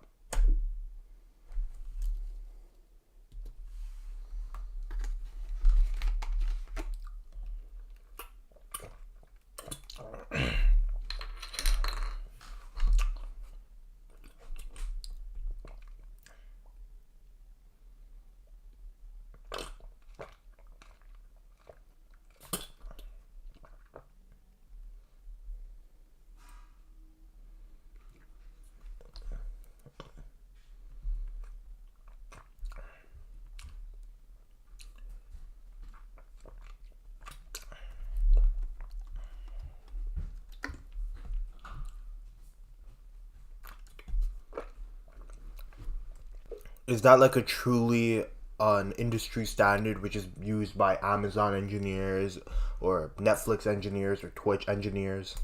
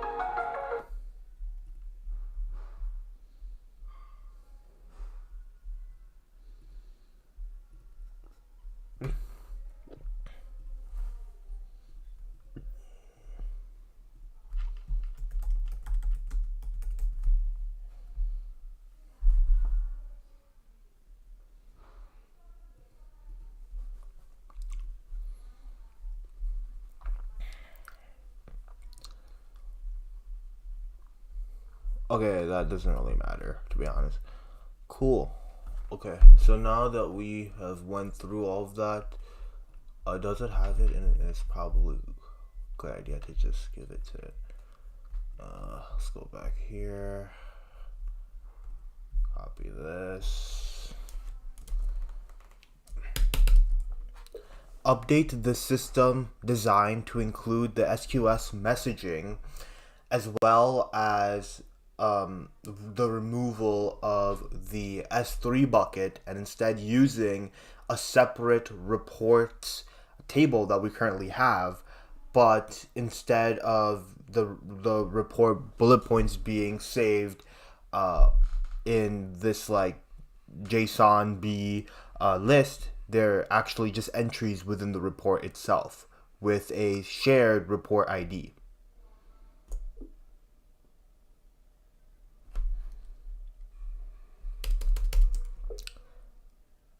On a side note, create a separate ED design for the actual database schema that the reports table and any associated table would have.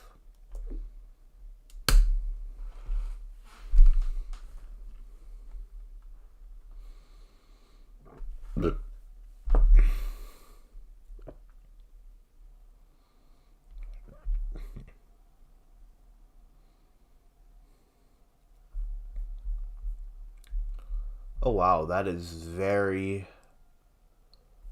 very messy.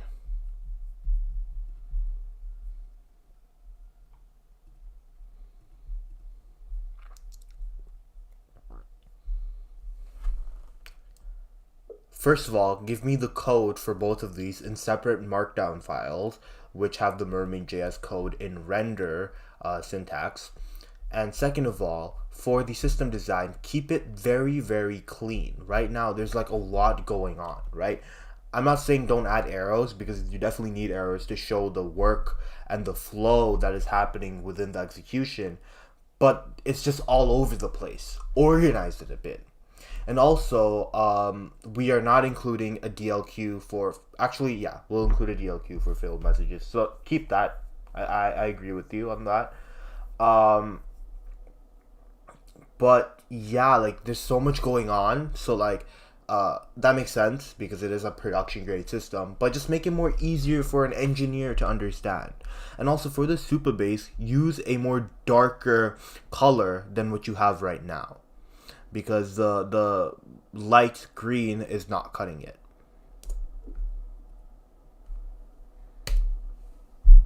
I love Flow, bro. It is so good.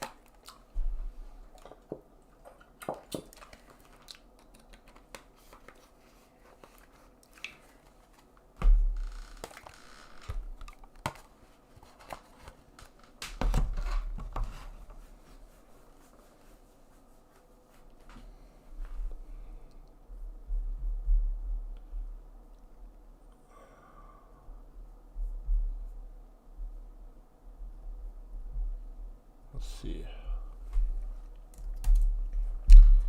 I low-key don't need this summary here. Is it just intentionally small? Interesting. Okay. But it looks nicer though. I will give Claude that much. Let's see here.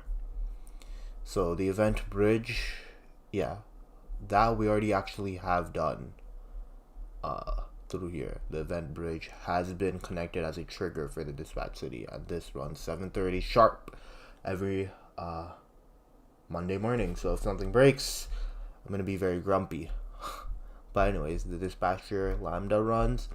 It reads the cities from the Supabase currently. It will change to RDS soon enough with the proxy, so that we have the warm connections. We don't have to start from cold. So that will save some startup time. But then it goes into the ECS Fargate, where you have the virtual private cloud, and this will allow us to do the actual scraping and all that, accessing the internet. But anyways, then we in queue, which means we're adding stuff to the queue, which will include the city ID, the report ID. Awesome. That goes into the SQS, which will then trigger the email Lambda to read the report, write send log. And also in this case, once all of this is done, it will actually start a new process. So now that I'm thinking about it, this should be inside of the... should it be inside? Nah, doesn't make sense for it to be inside because it's an external thing that's happening. Instead, I want to change this arrow. So let me just take a small little picture here, or screenshot I should say, of just this part.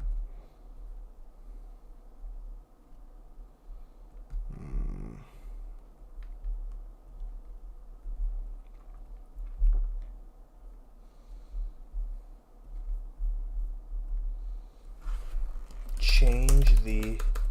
oh, why am I typing this? Change the arrow associated with the external scraping and LLM usage with a dotted arrow.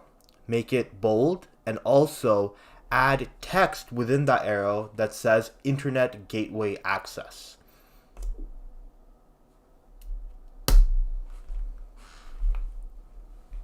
Okay, so while that's cooking, let's just continue on here.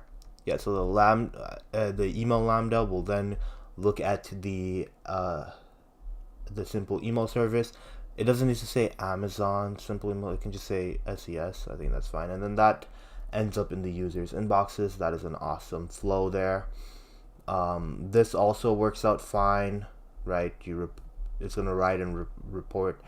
Write the report, excuse me, and the bullets, and then that goes into the Supabase Postgres. Yeah, okay, looks pretty sick.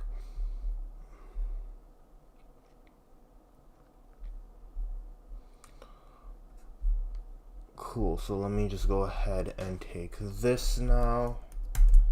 I think the flow summary might actually be a good thing though, because it gives extra context as to what's going on.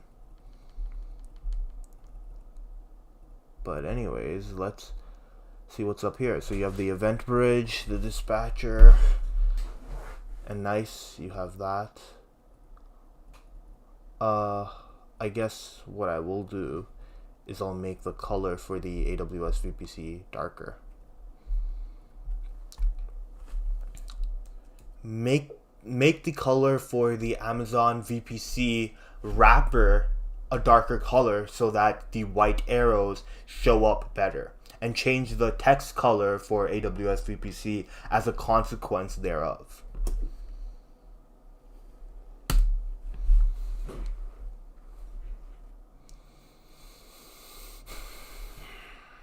Sounds great.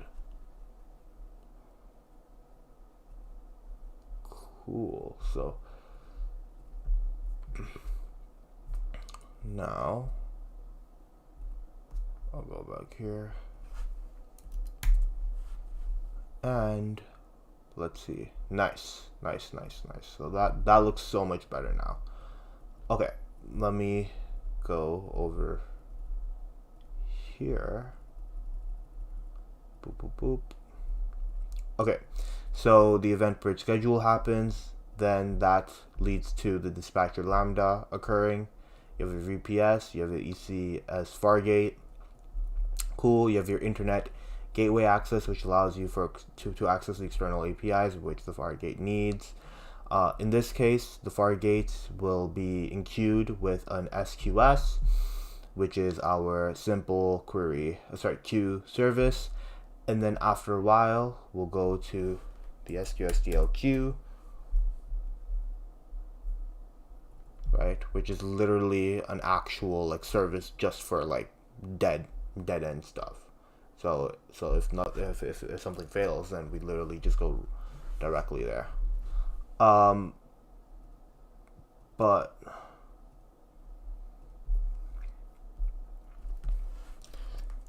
within the design for the SQS trigger mechanism to allow for the dispatching of emails by using the Lambda function, what exactly do you mean by after n amount of retries, the queue that was built by the Fargate instance is put into the DLQ service, or the dead letter head service?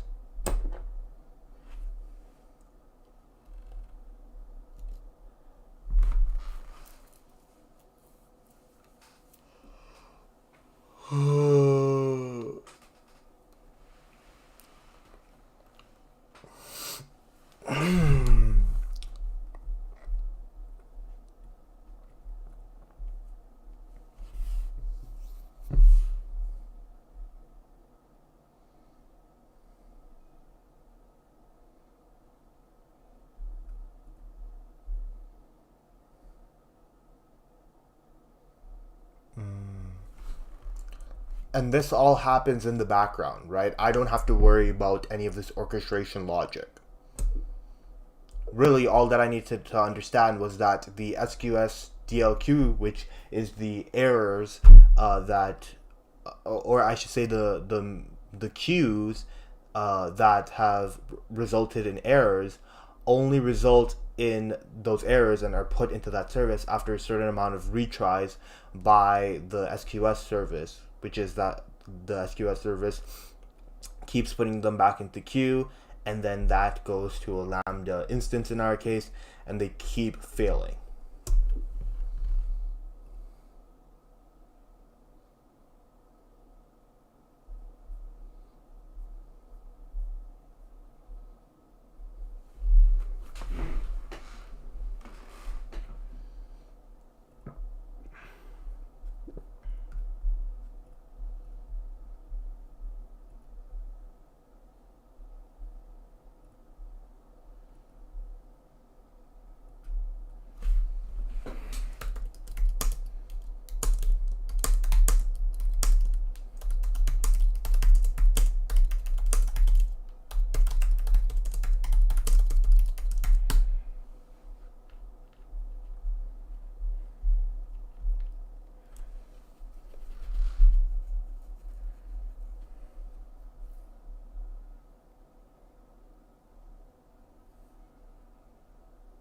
This is a really nice architecture. One thing I'll say though, just say Supabase, don't add anything else to that specific UI element within our system diagram. So update that code now. I'm using 4.7, so the context should be fine, to be honest. Yeah, we should be chilling.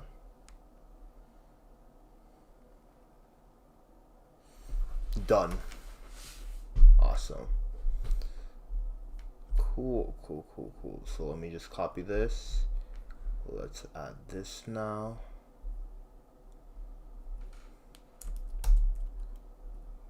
Oh wait, before we do that, we should probably preview it. Awesome, yeah. No, I forgot to say. Also, instead of calling it Amazon SES, just say SES, or Simple Email Service. Also, instead of calling it Amazon SES, call it Simple Email Service. Instead of calling it SQS, call it Simple Queue Service. And also do the same for the rest of the acronyms which we are using for the AWS services.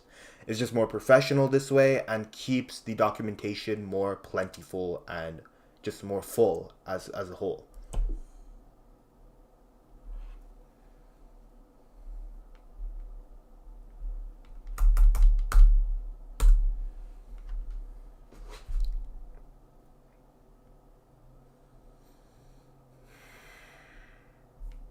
Okay.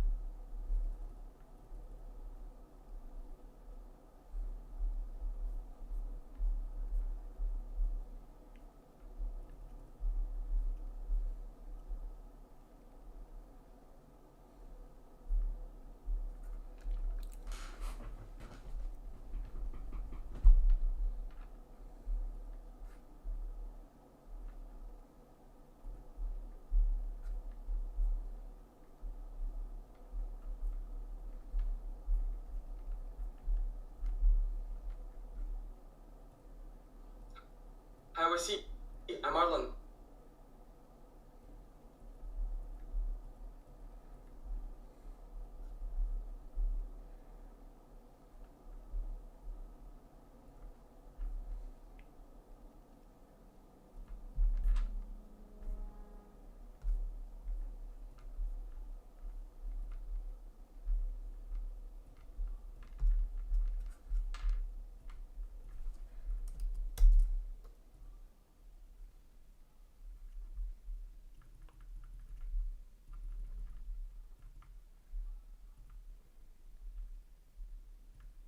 Nice. So that is good. That letter Q. Yep. Email lambda concurrency equals 10.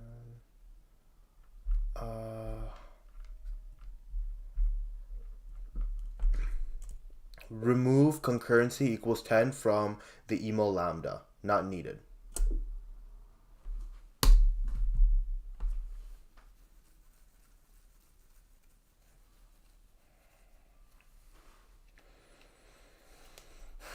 Okay, cool. So let's actually execute this now that we have like planned everything out. It's good to go.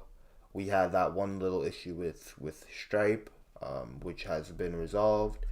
So we should be good to go, to be honest. Oops.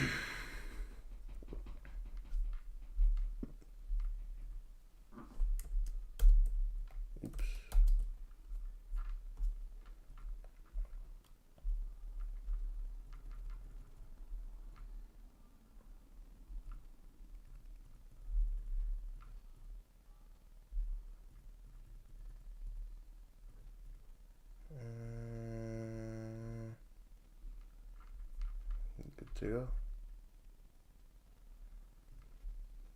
That's good too.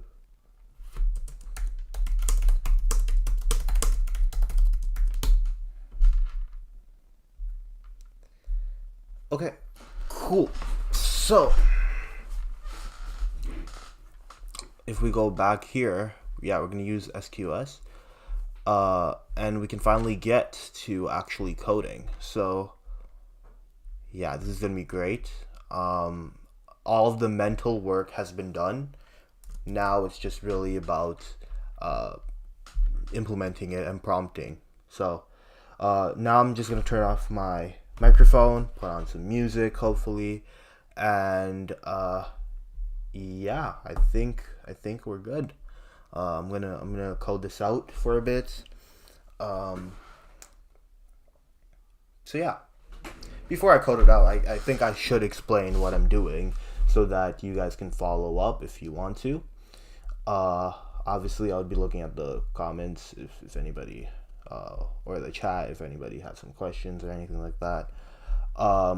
But here is how it's gonna work. Okay, here's how it's gonna work. Essentially, this part is already built, and also all of our Lambda scripts are already built, and the infrastructure needed is already built. That is to say, the dispatcher and the event scheduler works. It's not Monday, so obviously this is not going to run. We're going to have to run it manually. However, it should work as intended because of the cron rule that I have set up, right? Now, Elastic Container Service, done. We already have that. I haven't set up the Amazon Virtual Private Cloud to allow for the Internet Gateway access, so that all the Fargate instances within the ECS can work. And Fargate is obviously managed by AWS themselves. I didn't have to do anything, right? It's automatically done for me, which is what I love about AWS. Now, the thing is that for the ECS, or the Elastic Container Service, to work, you obviously need containers, and for that you need images, and that is stored within the ECR. So now the ECR is the Elastic Container Registry, which is where you can actually register Docker images, and that is done by the GitHub workflow actions. Okay, so essentially what happens is that within the agent and the AWS Lambda, I have these workflows set up, which actually deploy these Docker files over here, which include the literal images that are being used, right? So these are the images that are being used to basically allow for, in this case, Lambda to use, right? So this isn't necessarily related to ECS because the Lambda service itself actually uses images. As you can see, the code itself is deployed. As you can see, the code itself is deployed as a container image. So I can just literally make an update from the GitHub itself, and I have a CI/CD pipeline set up. So the deployment for the code into the Lambda happens very, very seamless for me. Then in this case, this is where ECS is concerned. This actually pushes the image to ECR, as you can see over here through this code. And once that happens, right, the cluster service will have, so if I create a new service over here, I will actually have the image, right? I will have the image itself, which it can use. So yeah, that's how this works, right? So I can create one with express mode, I guess, yeah. And so as you can see within the this is the repository for Next Voice Agent. These two are for the they're ECS. They're still ECS. Or sorry, they're still ECR. These both are still ECR, but they're repositories for the images which are being used by the Lambda to update the code. This one is what we would use, and then as you can see, these are the two images which have been built so far by the workflow, right? So that is one thing which I actually did build, but I haven't made the necessary documentation for it.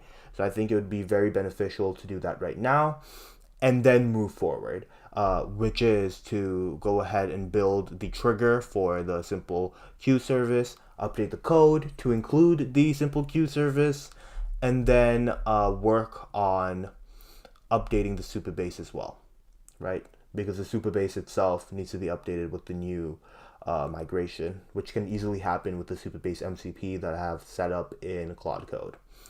So lots of work to get done. Not a lot of time, to be honest, because I want to get some good sleep today as well. But we should be chilling, to be honest. Yeah. Really excited to see how this goes. Okay, so what I'm going to do is I'm first going to close this. We don't need that. I'm going to tell Claude exactly what I told you, and then I will tell it to add that to the documentation. This is a separate piece of information which is highly related to the AWS architecture. A lot of the architecture, it depends on Docker and Docker containers. So the way that we actually store the images which build the Docker containers is through the ECR, or Elastic Container Registry. Basically, I have made 3 different repositories. One is called Next Voters Agent with a dash. The other one is called Lambda Dispatcher Pipelines. And the other one is Lambda Email Sender. All of them, again, are separated by a hyphen. These 3 repositories are where the ECS service and Lambda look for when they want to actually access their specific code. The Lambda needed to actually run the functions themselves, and the ECS needs it to run the actual code, right? To run the actual pipeline, because the Docker file will be the LangGraph agent which I have built up. So with all of this in mind, add this to the documentation itself.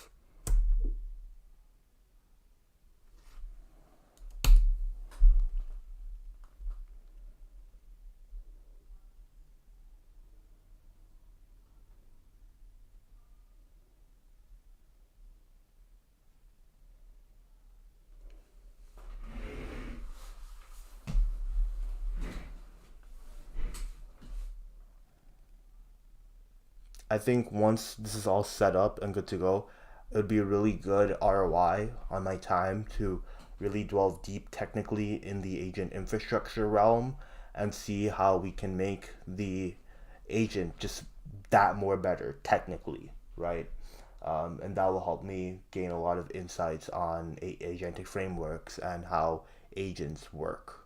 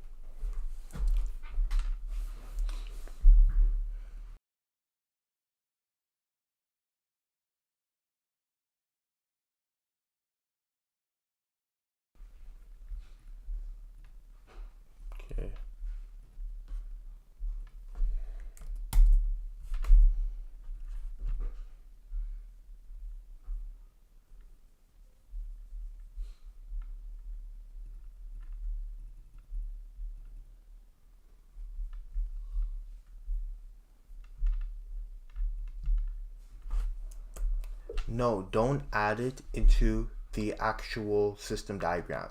Keep it separate because it's a separate process outside of the pipeline execution, which is what we are showing in the system diagram. And also make these two things explicit, that this is for the CI/CD infrastructure to actually maintain the Docker images which the pipeline will use, and then this is the actual pipeline execution which is happening.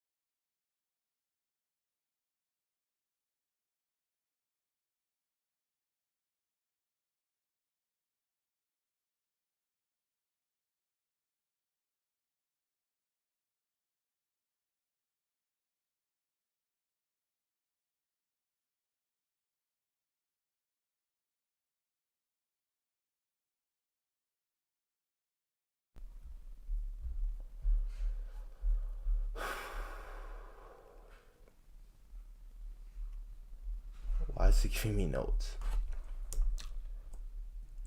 Remove any notes or anything like that. Keep it clean. It is a documentation which I'm using.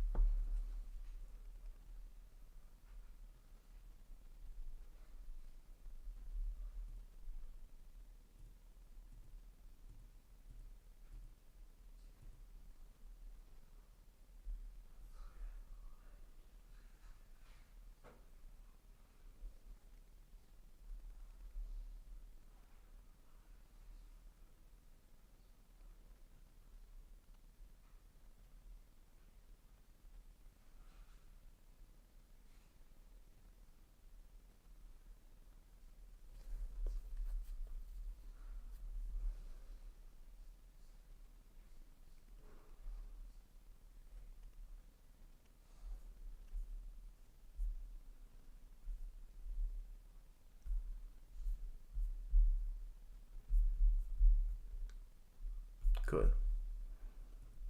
Okay, now we can actually move on to the coding section, which shouldn't take too long, especially now with like Cloud Code and stuff. But yeah, let me just quickly add this. It gives me such like bland commit messages.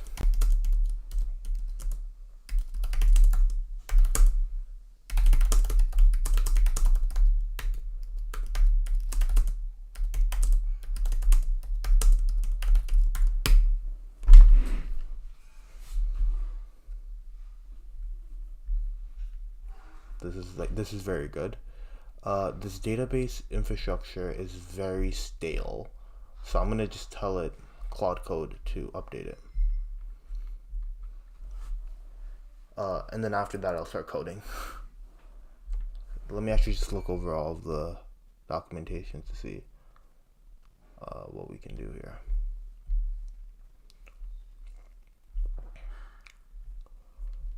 Okay, fine. This isn't really needed. Yeah, this isn't really needed. I don't ever see myself using this. Product spec reports is unneeded.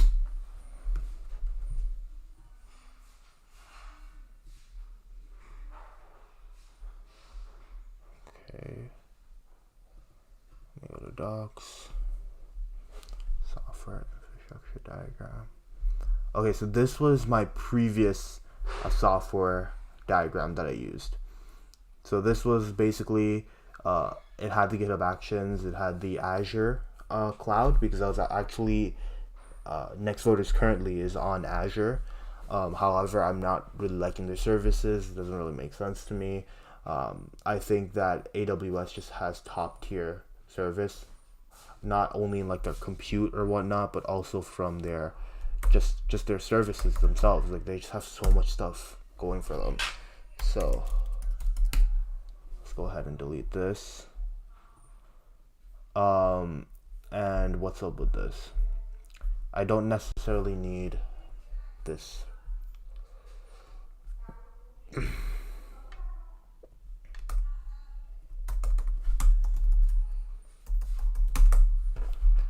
Cool.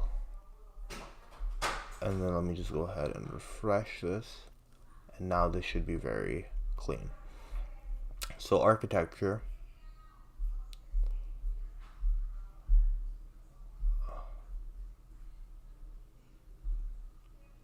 Nice, yes. So I'm gonna call this agentic architecture instead of just architecture itself. Agentic architecture.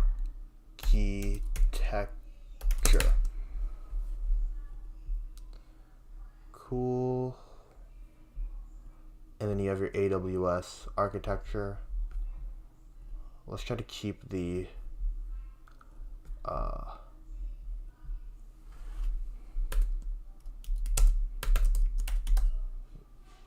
naming and stuff pretty standard and consistent.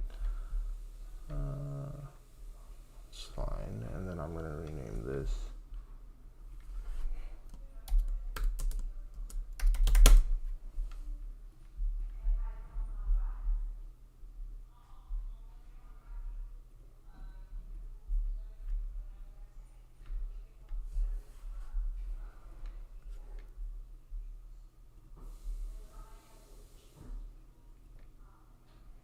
nice.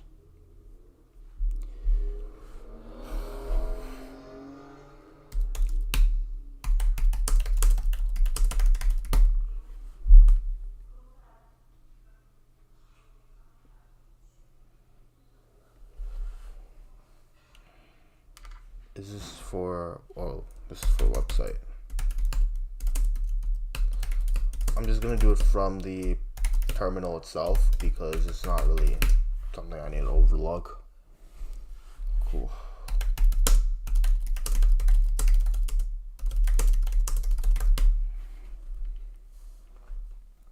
All right, let's have that running.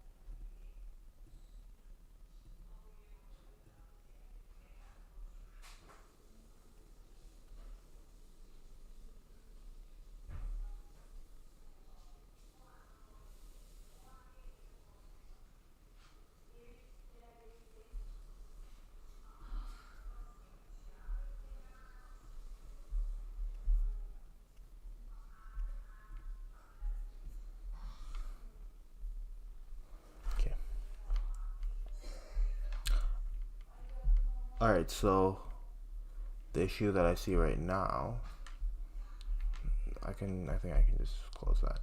But the issue that I see right now is that the database infrastructure is kind of stale.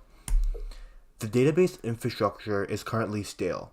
Explore our new database, which has been completely reformed using the Supabase MCP and the list table commands and whatnot, and update our current documentation to be fresh.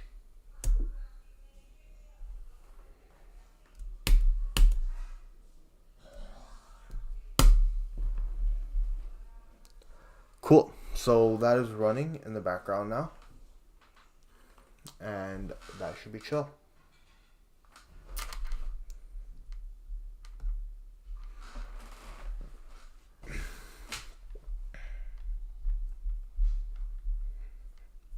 Okay, so now I'm gonna just start coding, and yeah, I'm just gonna turn off my mic until the end of the stream.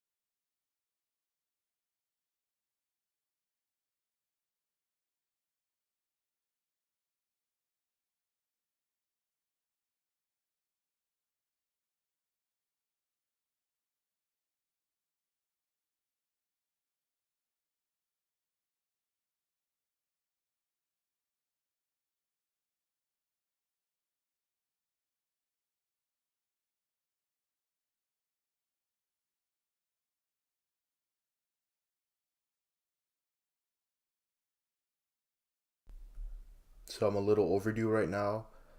There's another issue that popped up for me to fix, so I can't fully finish the AWS pipeline today, but I will finish it by tomorrow, and I will live stream the process for you guys. It's gonna be a late night tomorrow because it's Friday, so I'll be able to get it done fully. But yeah, for today I think we're good. See you guys later.